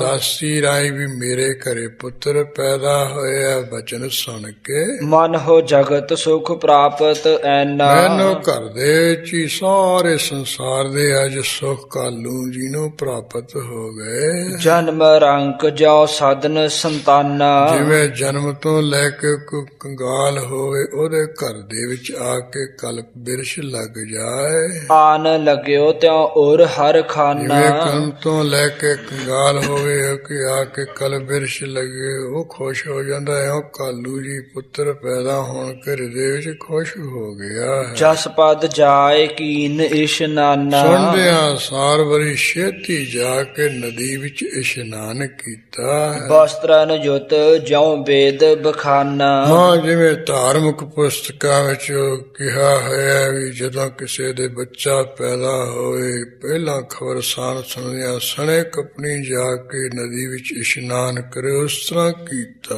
ਇਸਨੇ। ਔਰ ਪਰਮੇਸ਼ਰ ਕੋ ਕਾਰ ਧਿਆਨਾ। ਸਣੇ ਕਪੜੇ ਇਸ਼ਨਾਨ ਕਰਕੇ ਫਿਰ ਦੋਵੇਂ ਹੱਥ ਜੋੜ ਕੇ ਹਿਰਦੇ ਵਿੱਚ ਵਾਹਿਗੁਰੂ ਦਾ ਧਿਆਨ ਕੀਤਾ, ਸ਼ੁਕਰ ਕੀਤਾ। ਬੰਧਨ ਕਰ ਹੈ ਬੰਦ ਜੁਗ ਪਾਨਾ। ਦੋਵੇਂ ਹੱਥ ਜੋੜ ਕੇ ਬਾਰ ਬਾਰ ਮੱਥੇ ਟੇਕ ਰਿਹਾ ਹੈ। ਇਹ ਬਿਦ ਜਨਮ ਭਇਓ ਜਗ ਗੁਰ ਕੋ।